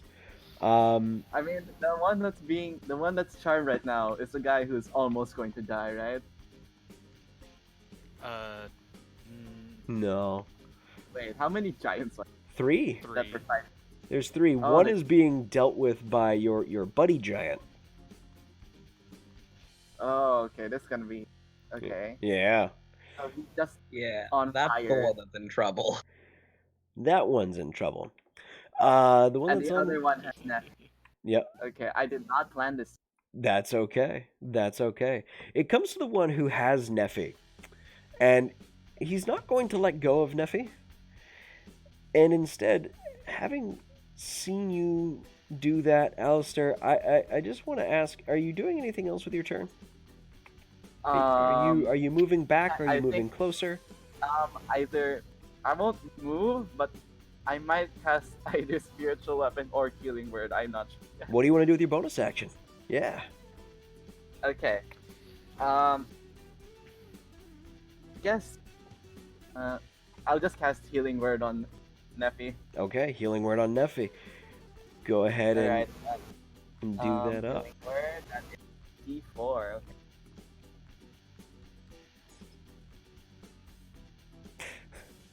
3 plus 5, 8 HP.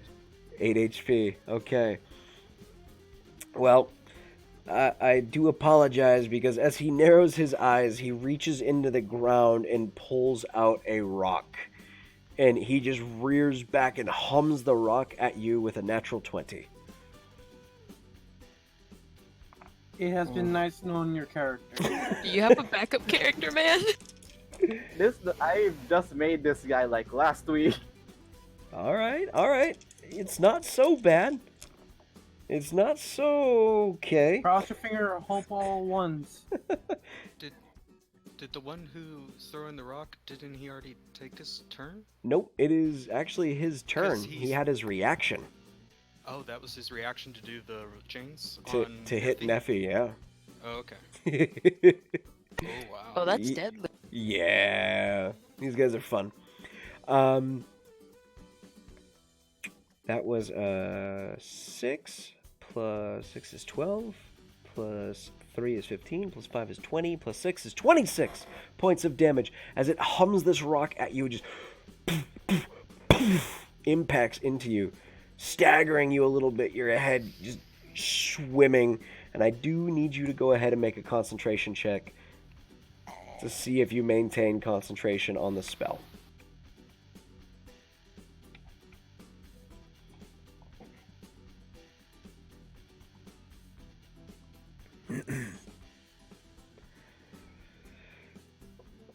So 1 con saving throw. Wait, me? Yeah, I need you to make a Or- con save. Wait, what spell did I cast? Charm person doesn't require con. It doesn't. It does not. It's a 1 hour. Okay, never mind. You get hit with a fucking rock for 26 points of damage. 26 damage. That's more than half my health. Yeah, it was a painful throw. Maybe we should get our other giant friend up and start fighting with them. Maybe he might still be in fighting edition. Wait, how much health do you have now? 17. Oh, you poor soul. Oh I Hey, only boy. have you didn't get hit with me. Yep. Oh, that would have been funny. I could have actually Oh, thrown I'm you, gonna die. and you both No, would have wait, I taken didn't mean damage. to give you an idea. Just lifts Neffy. Impact. Though ending his turn, it is going to come to Ow. make sure I'm not a trash human being. It is going to come to Lou. Okay, so I have an option to make. I can do something that DD hates, or I'm gonna go with the former option. So, Lou is going to misclick and accidentally open his email. Wait, you're using your Uh, phone in bear that- form? Don't question it. So what Lou's actually going to do is he's going to bonus action revert to elf form, Okay. and then full action he's going to cast the 4th level spell Conjure Woodland Beings. Why am I not surprised by this? All the initiative rolls. To me, Uh, my animal no, companion. No, they only roll 1 initiative rolls. Conjure spells, they work as a group, remember? They only have 1 initiative. They all go at the same time. You still get the middle fingers. Let me just check what their initiative is real Just quick. imagine if giants are doing that as you're fighting. Oh. Oh, I used to every time he did that, I would always spam the meme of Attack on Titan with the wall breaker Titan just kind of just like dipping down behind the wall. I remember having. It a was druid bears before, though. He was in a party with a druid, and he would Oh, summon there- stuff. 21. All right, they will start next turn. Burrs. Yeah, so no. This is the 4th level spell Conjure Woodland Creatures. This is 8 blink dogs. Oh, 8 blink dogs. 8 blink dogs. I'm sorry, DD. 21. He's Great. not. Great. Now I'll pull up a blink dog stat sheet. I'm gonna Don't have worry, you. I have it. I'm gonna have you pre-roll their attacks for next round, and they have the standard 22 HP. I know. Okay. But I'm going to have you pre-roll all their attacks. I don't know why they wouldn't. I'm going to have you pre-roll all 8 attacks, as that is your turn. And once again, Okay. it's a good thing. It's a good thing I'm not using a battle map, because we'd be sitting here for another 5 minutes. 1, 2, 3, 4, 5. Okay. Well, it's there. It's +3 to hit. I'll just roll those while everyone else is doing Okay. this. Ending your turn, thank God. Well, Comes to You're- I Tharush. warned you in advance. I recommend using the dice bot and using the reroll command that allows you to just do multiple rolls multiple times. Tharush, what are you doing? I can do this, don't worry. That's not the truth. I am going to run up to the one that is holding on to Neffy. Alright, you and run up to him. I will use insightful fighting. And another d6 to Neffy. Okay. And what does insightful fighting do? Yay. So the creature can make a deception check, contested by my insight. Okay. And if I succeed, I get sneak attack every turn, Oh. no matter what. Oh. Nice. That's a good ability to Oh, have. wow. Is that an action or a bonus action to use? Bonus action. And this is for the, if I remember right, Mastermind Roge? Inquisitive. Inquisitive Road. Nice. Okay, I have made his deception check. Oh, golly. Well, I tried. That is going to be an 11. Yeah, you succeed. Yay! He got a 6. So I will now use my rapier to attack him. Alright. Get that sneak attack. That is going to be a 12 to hit. Yeah. That does... no, actually, I'm sorry. No, that does not hit, unfortunately. Ouch. Well, I tried. You did. Actually, no, unfortunately, with 30 feet, you wouldn't be able to get into a flank. But you do get up and you go to stab out, but he just kind of flexes, and you watch as you stab out, trying to get him in the leg and hit a major artery. The leg... I don't know if you remember the old Batman cartoons from the early 90s, where Bane just fucking gets jacked. You just watch as the leg just becomes pure muscle and just dink, dink, Aw. dink. That's not good. That's not good. Well, I possibly could have been flanking with Aker, but I don't know where he is currently. Air is at the other one. So with 30 feet, you're just able to get in front of them. You're not able to get into a flanking position with them yet, unfortunately, this round. Yep. Next round, totally. As it does come to the top of the it doesn't come to the top of the round. It comes to the one who rolled a 0, who is currently getting butchered. And he does not have much left in him. He is going to... Didn't he say he was attacking the one that chained Neffy, not the one at Neffy? Yeah, the one that has Neffy chained. Not Then the that's one Neffy mine. is in front of Yeah, me. it's Oh. still not advantage, though. You're both still flush Oh, with him. I know. I Okay. was just. The other giant goes to strike Big Giant, and Big Friendly Giant blocks the blow. We're just going to call him BFG for now. The second strike does hit BFG, and after BFG's operated. after getting a series of abusive strikes, he hits BFG for 17 points of damage.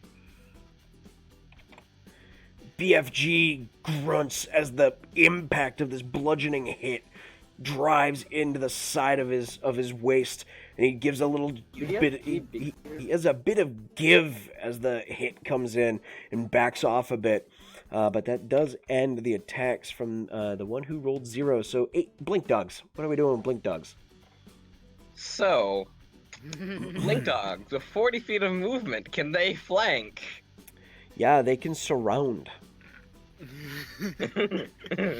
Which one are they surrounding? Wow.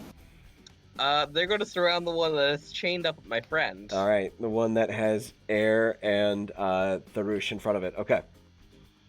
Yes. So now it does is that mean super they get flanked. advantage? Yes, they have advantage. Okay, so do I roll another 8 attacks then? Yes, unfortunately. I'm so sorry, Dee. Do you want to know the multi-roll command? Or are you just going to do a real die? He's doing it up in roll 20 right now. Okay, so just in groups of 2, yeah? Yep. So 21 and 20 to hit, I imagine that hits. Hits. 7 and 17. Hits. 12 and 9. Misses. 22 and 10. Hits. 13 and 11. Misses. 7 and 10. Misses. 9 and 12. Misses. 9 and 5. Misses. That was 3 4 hits. hits, yes? 3 hits. 3 hits? Mm-hmm. Okay. Well, all of them are going to gonna go up behind the guy, and then they're immediately going to use their teleport skill to make their bite attack and then teleport back to me.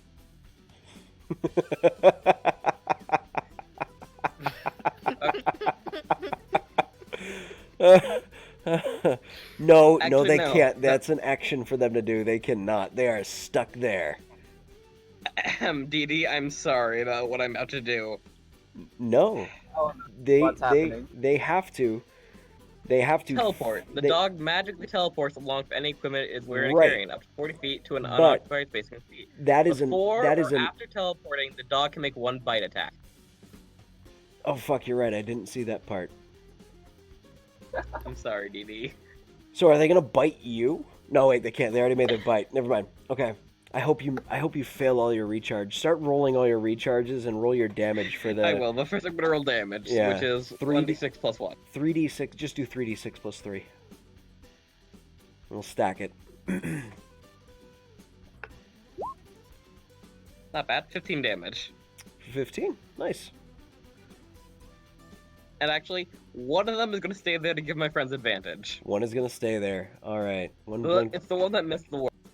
Okay. Yes, okay, and I'll roll my recharges now. All right. I will only need to roll 7. Brings us to Air. Air is going to basically run between his legs, and as he does so, he's going to slash at one of his knees, at the back of one of his knees. Okay. You got your wish, only got 1 recharge. Yeah.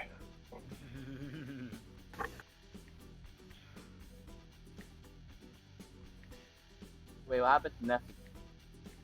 Oh fuck, Neffy. I'm sorry. Shit. I'm Go again. trash tonight. I am Cries. shit tonight. Nah, you good. Go ahead and keep your roll, and once we come back, we'll see if you hit. Neffy, what are you doing? You are grappled and restrained. Can I do anything to get out of this? Your attack rolls are made at disadvantage. You can attempt to break free with an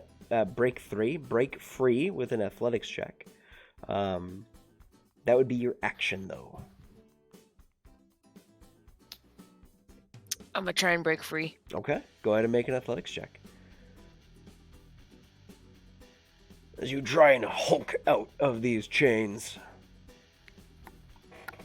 That is 24 to break free. Oh yeah, you manage to flex and then shove the chains off as they drag and fall to the ground. Okay, and then I'm gonna cut myself again to get my Crimson right How- as a bonus action. So I have to ask, since you asked me, how emo are you? Very so far. All right, and what are you crimson writing? I'm gonna go Rite of Storm, so lightning damage On your on my glaive. glaive. All right. All right. And that is the end of your turn. Yup. Sounds good. Air, your strike. Yeah, he misses again with a 12. Oof. As you go to miss again, you watch as the leg shifts and kind of slams the giant slams its knee in your back and kind of throws your arm off balance as you slip underneath and get to the opposite side.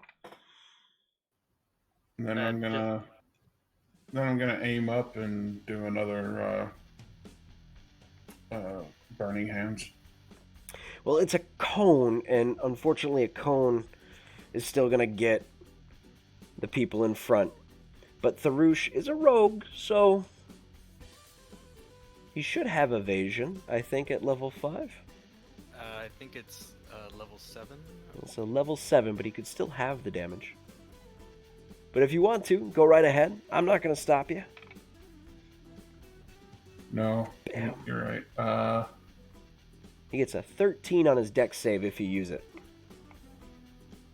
No, he's gonna get a kick to the back of each knee. All right, so Flurry of Blurs. Sounds like a plan. I love Flurry of Blows. It is such a great ability.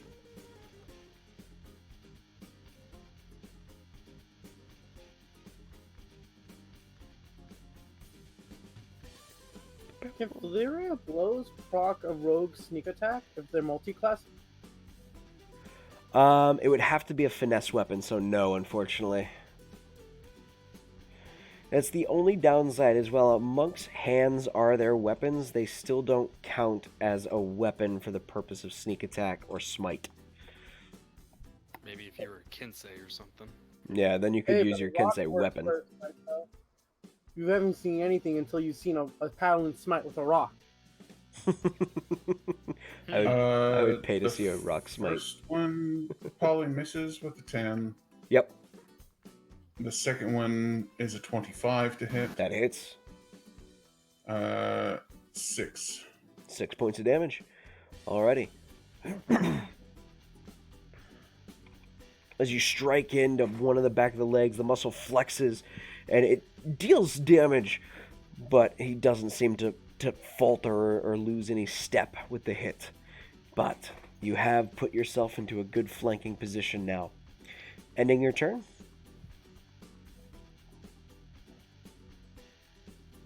Yes. Okay. Ending your turn, it comes to the one in front of Neffy. And, well, Neffy, he's, actually, he's not going to hit you, Neffy. You haven't done shit to him yet. He's going to hit I have Domthul. not. And he's going to try and hit Domthul real hard.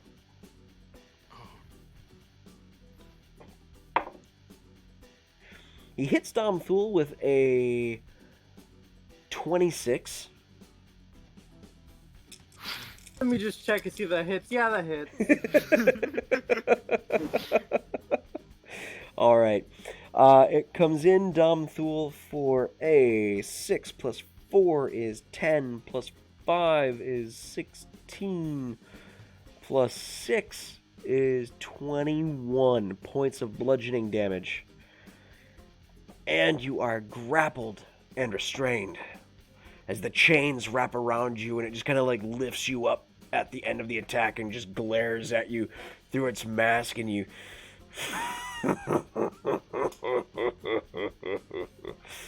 and just kind of holds you there. Ending his turn. Did he take the fire damage? It happens That's at the other guy. What? No, this Did one. you I'm say the sorry. one in This one front of is charmed. It wouldn't affect, but it does take the fire damage. Go ahead and roll the d6 for me for the fire damage. He can make a con save at the end of his turn to break it, but he will still take the damage. Con save fails it. Even with a +8, fails. So I think you're probably higher than an 11. I am, and he takes 4 points of fire damage. Rockin'. And that does break the charm person. And he knows who charmed him. Heck. Ooh. I'm still tied up though, right? Yo, I still chained. Yeah, it hit you with its chains. Yep. And I think as a reaction, after you've been hit, the one that air hit is going to reach out with its chains now that Neffy's free and is going to actually hit you with its chains. It's not going to be able to grapple you, but it is going to try and hit you with its chains. And just double... but it misses. It misses. Its allies' chains are too taut around you where it impacts against them. And you just hear the clanking of chains and it just... Leave room. As a 2 plus 9, I think, is still going to miss you. 18 comes to... Dumb Thule, you are grappled and restrained. Can I try to break it? If you wish to try and break free, it is an action to do so. But I can't do anything else, right? You could attack with disadvantage, but other than that, you have no movement speed. You are stuck there. Or basically kind of like swinging yourself to poke, poke, poke. It would only be against the guy that's on fire, though, huh? Yeah. Screw it. I'm gonna try it. All right. As you try and like get a swing with your great axe through the chains and gonna get a hit in.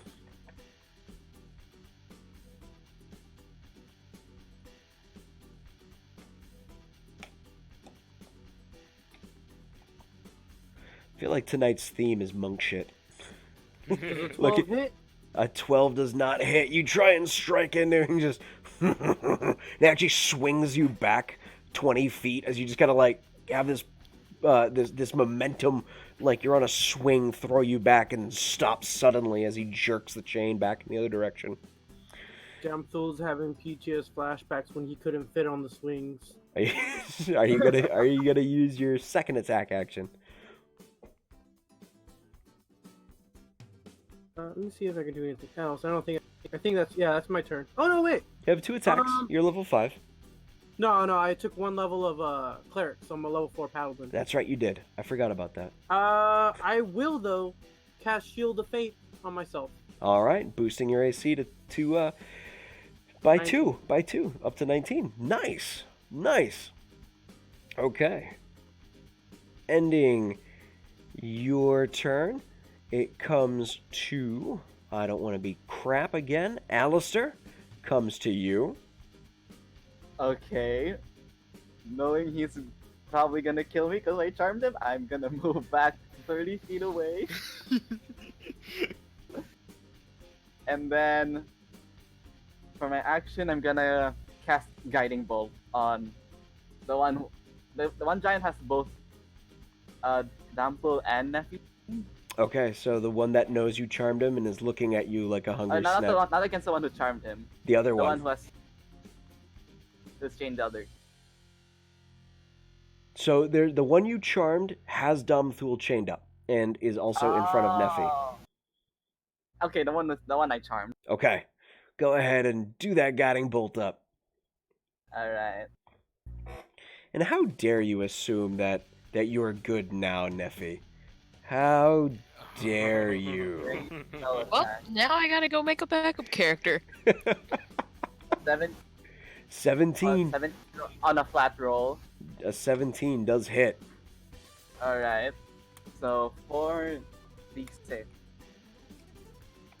Hell yeah. I have 2d6s with me, so I can just roll. 1, 5, 6, 5, 7, 13 damage. 13 radiant. 13 radiant damage. Nice. Nice. And the next attack roll against him has advantage. Hell yeah, it does. Nicely done. And as my bonus action, I'm gonna use Hidden Step as a Fear Bulk to turn invisible. Okay. Probably a good idea. Because I might die. Alrighty. That being your turn, it comes to BFG, Big Friendly Giant. And Big Friendly Giant is going to rinse and repeat prior actions. That one hits. Okay. With that, he strikes 2 more times. The first one, dealing 5, 10, 11, 18 points of damage. And the second strike, that's actually might do the trick. 5, 6, 7, 7, 14, plus 1 is 15, plus 5 is 20. And he finishes off the one that he is actually fighting as he stabs in once more. You see the giant that he's engaged with just... He pulls back, slams it with his shield, knocking it prone, jumps over it very gladiatorial style, and just jumps over and slams the spear home, poking right in the face of this giant. And just the way the giants, these giants that you're fighting, their heads are positioned, the spear goes into the head and actually goes into the collarbone and out the spine on the other side as he just jams it home. There's just blood pouring. He lets out a roar, turns, and rushes over and actually is going to use his bonus action to cut the bindings that hold his son. And I'll roll for total dad move. And I'll roll for his son's initiative, which is a 17. Okay. Alrighty. He doesn't have a lot of HP left,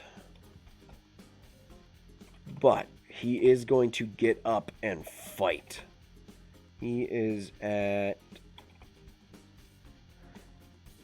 down 64 points of his health. Okay. Ending Dad's turn. That guy being dead, it comes to the guy who tried to reactionarily hit Dom Thule. Rogue didn't really hurt him. He's gonna hit air. He's gonna hit air soundly, I hope.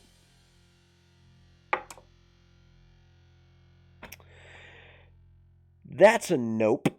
That's a natural one.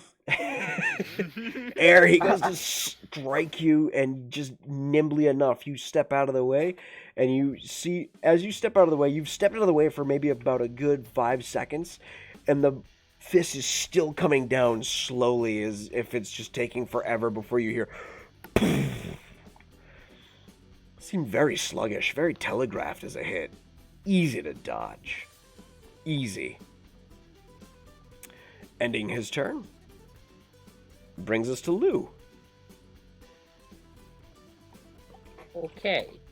So, Lou is busy concentrating, and because he's a druid, all his spells are concentration. He's going to do with his only spell that isn't concentration, which is cantrips. So, produce flame. I'm going to throw a ball of fire at the one that is, once again, holding a friend. Alrighty. Toss that produce flame. Produce flame.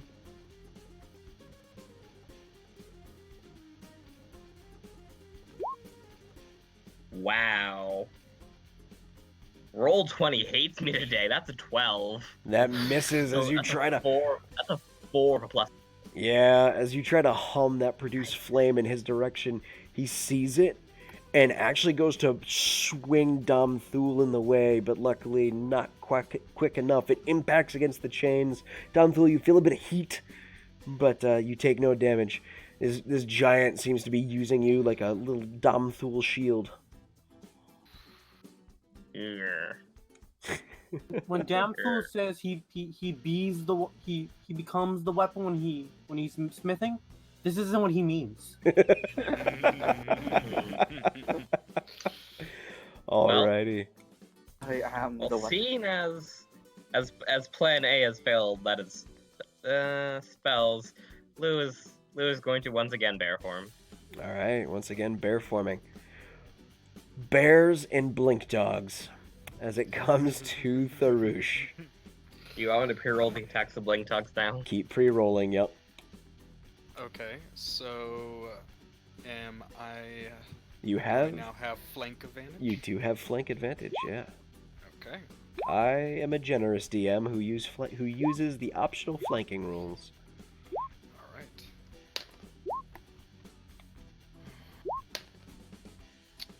Much better. That'll be a 22. 22 does indeed hit. All right. So. All right. So. I have 8 for the base. Nice. And now comes the sneak attack. Right. Okay, so that'll be 16 for the sneak attack. Ooh. So that'll be a 24 total. Nice. Nice. As you stab up, he takes the hit, and the rapier kind of does indeed hit an artery, and you just watch as a gout of blood as you tear the blade out just begins to pour out onto the ground, just creating this mess. Nice hit. Very nice hit.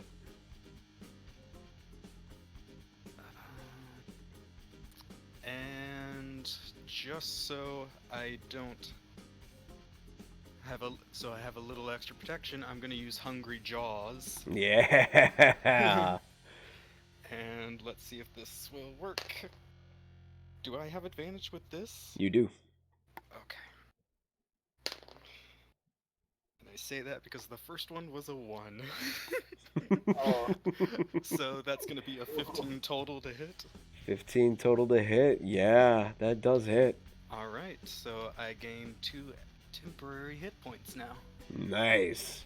As you bite in, you take a chunk out of his leg and just... And I only deal 1 piercing damage. Alrighty. It tickles. Okay. End of your turn? Yep, that's the end of my turn. Alright. Brings us to the top with the blink dogs. Let's go through those. Okay, so where to start? One second, let me scroll up. Okay. 15-5. Hits. 12-12. Misses. 9-4. Misses. Natural 20, I Hits. assume hits, and that's all with a 5 as well. 19-8. Hits. Another nat 20. Hits. 11-8. Misses. 20-20, neither which are natural. Hits. That's a total of 5, then 2 nat 20, so 76 plus 5, yeah? Yep. Nibba, blink dogs. That is pretty good damage. 32. This is all at the one that is holding my friend, and they're staying there this time. They're staying enveloping. They're staying at the one by Neffy. Okay. Yes. Jamthul feels a little betrayed that he isn't considered a friend. Well, I'm sorry. You're all considered friendlies. It's like I'm attacking the one that grabbed people. That's the one I'm attacking. Okay, as they bite in, harrying this one, he seems to get a little freaked out as they actually start taking good chunks out of his body. He looks like he is bleeding heavily and not looking too hot. I'll roll recharges now. Alrighty, as you do that, it comes to Neffy. I'm not trash this time. Okay. So the one in front of me says I haven't done anything, right? He didn't say that, but I said that. Well, I'm gonna change that. What you gonna do? I'm gonna do 2 of those nice glaive attacks. Alright. Do I have advantage because flanking? You since do. Everybody's on this one? Yeah, all the dogs that are here, you've got advantage. All them dogs. It's a 19 plus 5 to hit. 19 plus 5 to hit does hit.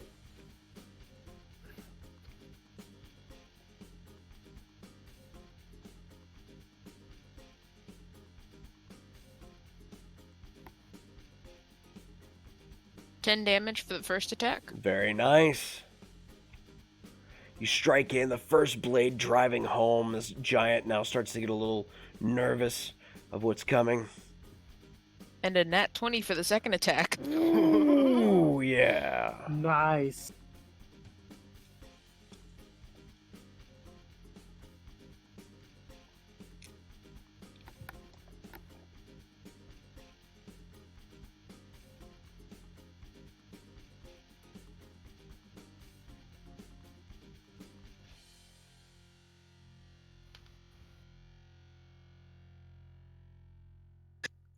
That is 25 damage. Neffy, how do you want to do this? Ooh. So this is the one that chained me, right? This is the one that chained you, yep. No, sorry. This is the one that you blood bonded. Okay. I'm gonna look at him, and I'm gonna be like, I told you I would fuck you up.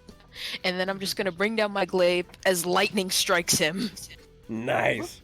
All right, as you say this, you bring down the glaive and strike it into his body, and square into his chest, and you drive it home. And as you do, out of nowhere, all of you see a crack of lightning strike down, followed by a loud boom of thunder as it just electrocutes this giant over. The metal on his body begins to sizzle and char as the flesh underneath tightens, and you just see steam begin to rise off the body as Domthul, the chains loosen around you, and you drop to the ground.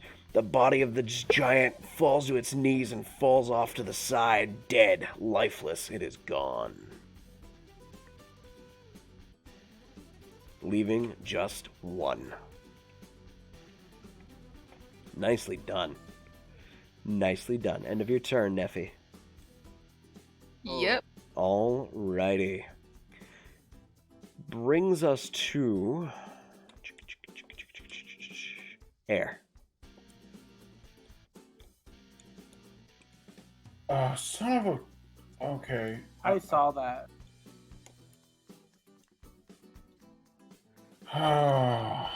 Freaking 13 to hit. Probably misses. Yeah. Gotta boost that charisma score.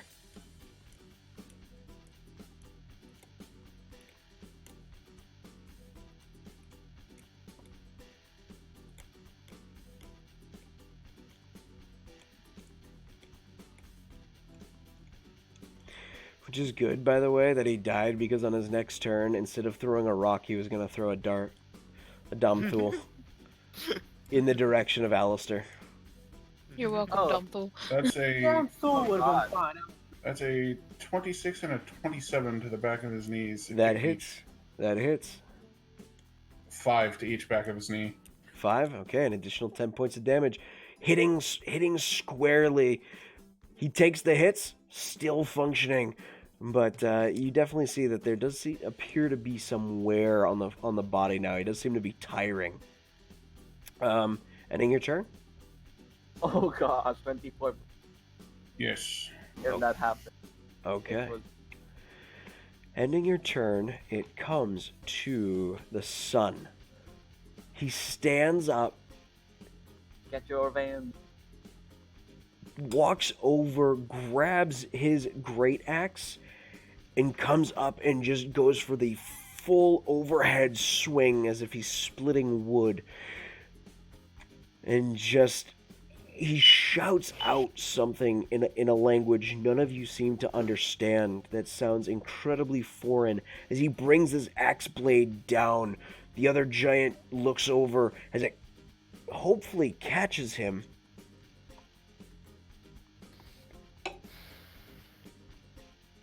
That will hit. And this sumbitch... Oh wait, he has advantage, actually. Yay! That is a natural 20 on that advantage. Thank you for all you guys with your natural advantages.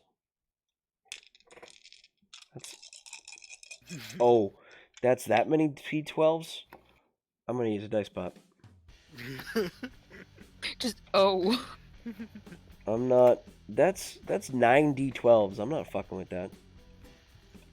Gosh. Plus- Max math. Plus 6. Yeah, I'm not fucking with that. Oh my god!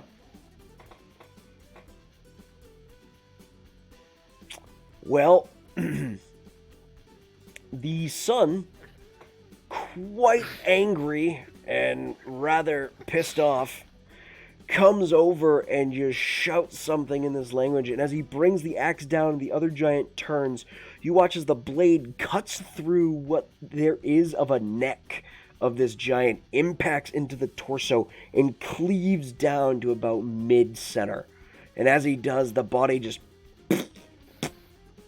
peels apart in two pieces and falls to its knees. And as it does, the two pieces of the body just kind of like dangle there, holding it aloft as just organs begin slopping out, creating this weird totem-like entity as he dealt 85 points of damage. The big numbers. 8-5. It's probably a good thing you guys didn't fight him, as you now realize why the fuck they've been maiming people. Well, With that, combat comes to a close. As, Am I still invisible? you are up until the end of your turn, but for the sake of it, combat comes to an end. These two giants stand before you all, breathing heavy, collecting themselves, and just kind of taking in everything that's happened.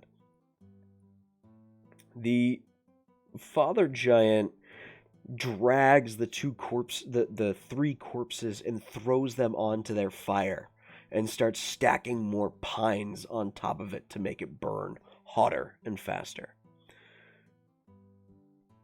Damthu will use his lay on hands on the sun and give him 20 health. 20. Usually use it.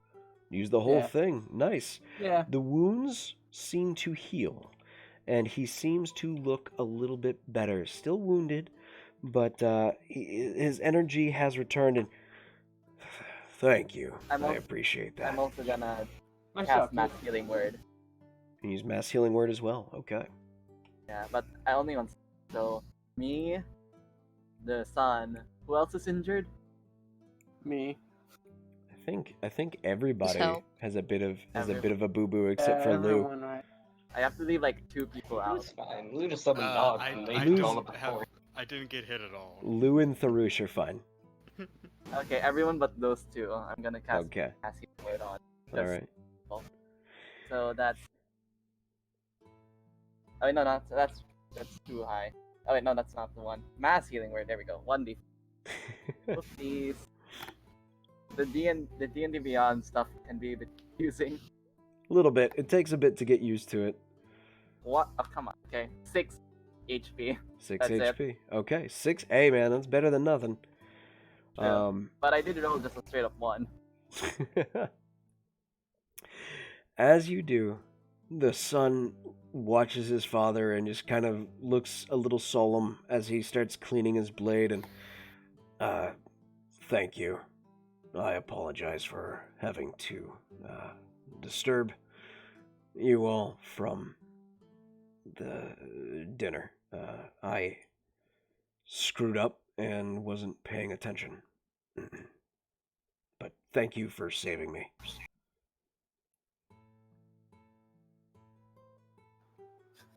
No It problem, was man. No problem. Damthu just gives a thumbs up.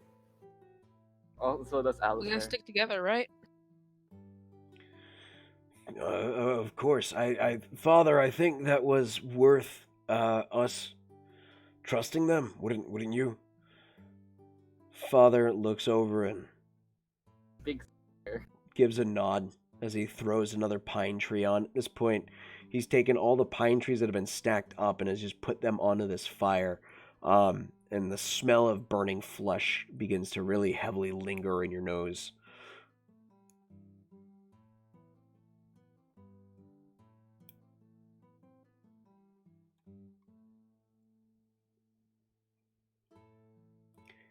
No one has anything they wish to ask or say. I'm gonna ask the dad. Is that a common thing to do with your people? These ones should not be found. They should burn, be turned to ash and forgotten like dust in the wind.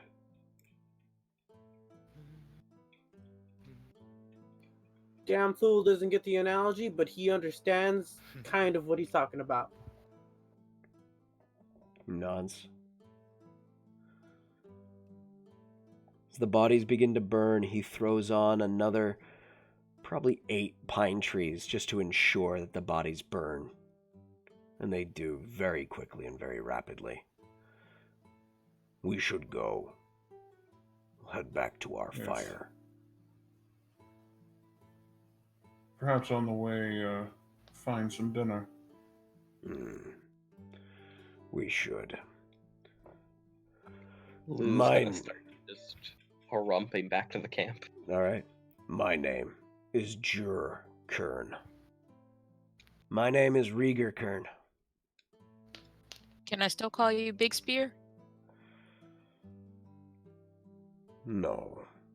You can call me Jur or Kern. How do you spell those names? I believe in your common tongue. It would be Jurr.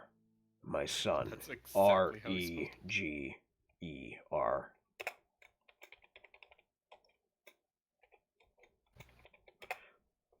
It would be Kern.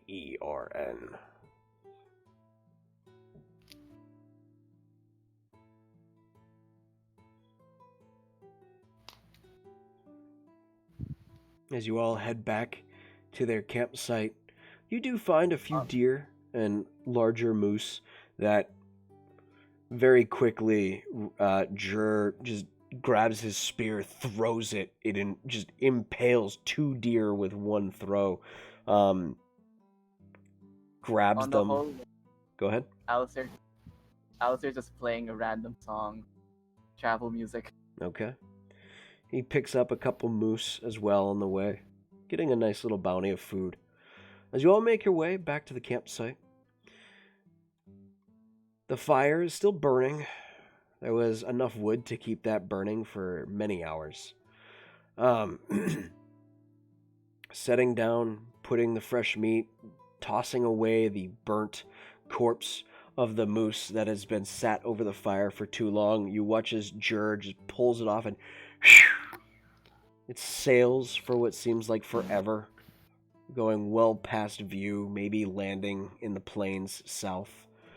Imagination making you think maybe he tossed it into the ocean, getting it as far as coastline.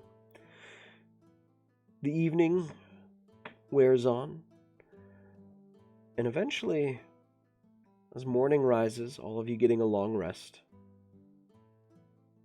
The safety of this campsite from wild beasts comes from this large towering flame.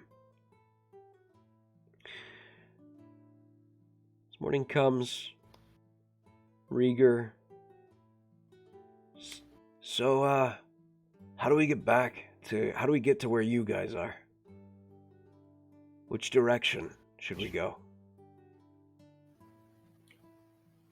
Errol will take out a map of the continent, if that's a thing, or he'll pull up a map of the continent on his phone and try and point out the correct direction. As you do, they both kind of give a look and we know the way. Yeah, that'll be easy enough. We'll find you there in a couple weeks. How are you guys going to get back there? Should we just travel together? Air will explain that the teleportation circle building probably won't hold them. Fair enough. Fair enough. The father, Jur, just nods. We'll get moving then. We'll see you back at your clan. Just give them our name so they know why you're here. We'll do that. Come, Rieger. We have ground to cover. And the two of them grab their things and their packs and start actually clearing distance. Almost.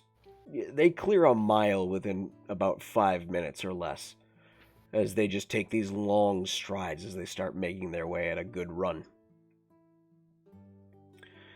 As you all stand there, job completed. Pulling out your phone and giving the call, you all find yourselves wrapped in a blue light as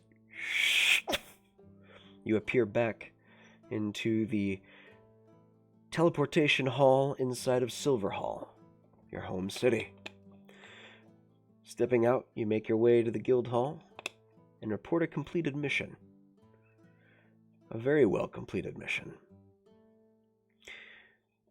That, Wraith smiles at you all broadly. A little bit of mischief in his eyes, and, well, it would be interesting to see how far they can make it up to the tower.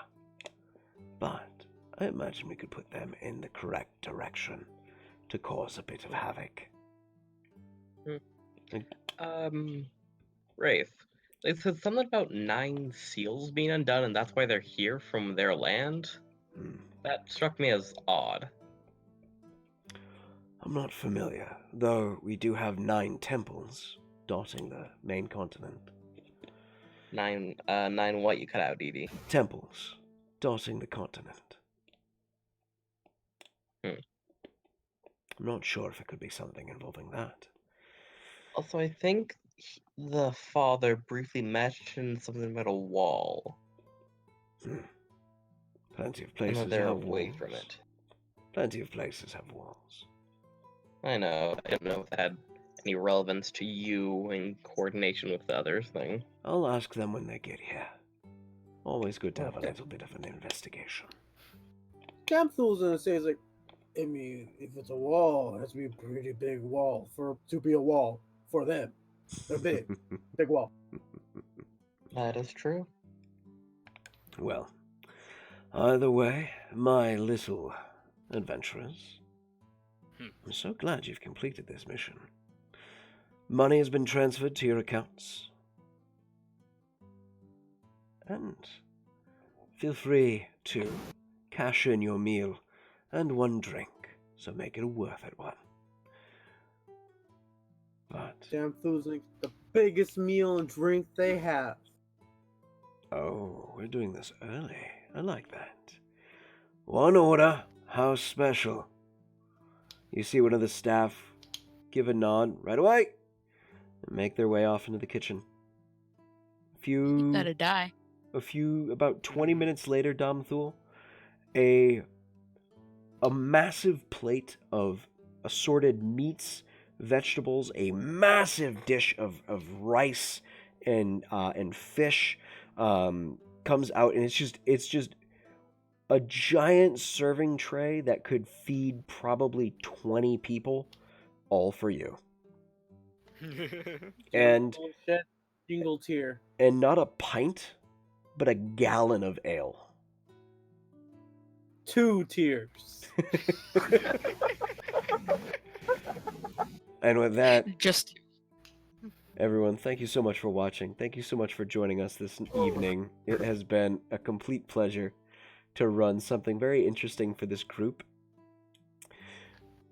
I look forward to seeing you all when we return Tuesday for a very special conclusion to Viamir's actions in arming children with guns and encouraging them to go and kill a Rat King. As we did that little special quest this afternoon with some of our members, and it'll be interesting. It'll be interesting to see the future. But thank you guys so much. This community is so amazing. I am so happy since we opened the doors. We have met so many new people and made so many new friends, and I've had a blast with everybody that's joined that I've gotten the opportunity to play with in the last few days. It has been truly a pleasure for me.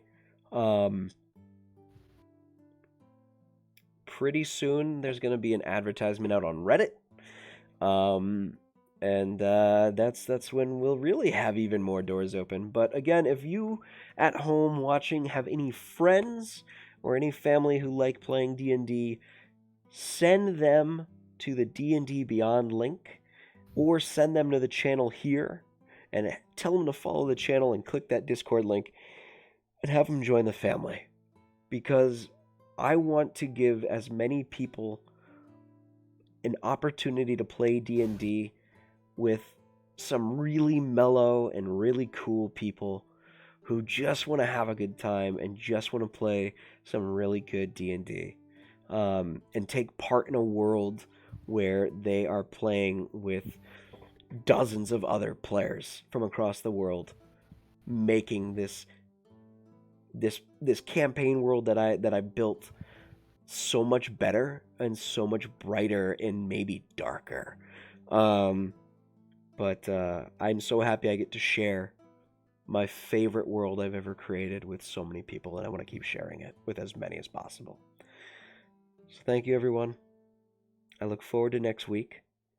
Everybody here, except for Air, gets a level. Yeah. Yes. Yay! Now I can do 2 attacks. Have a great night, Wow. everybody, and I will see you tomorrow night for a chill out session, and I will see you Tuesday for our next game of D&D here on the channel. See you then.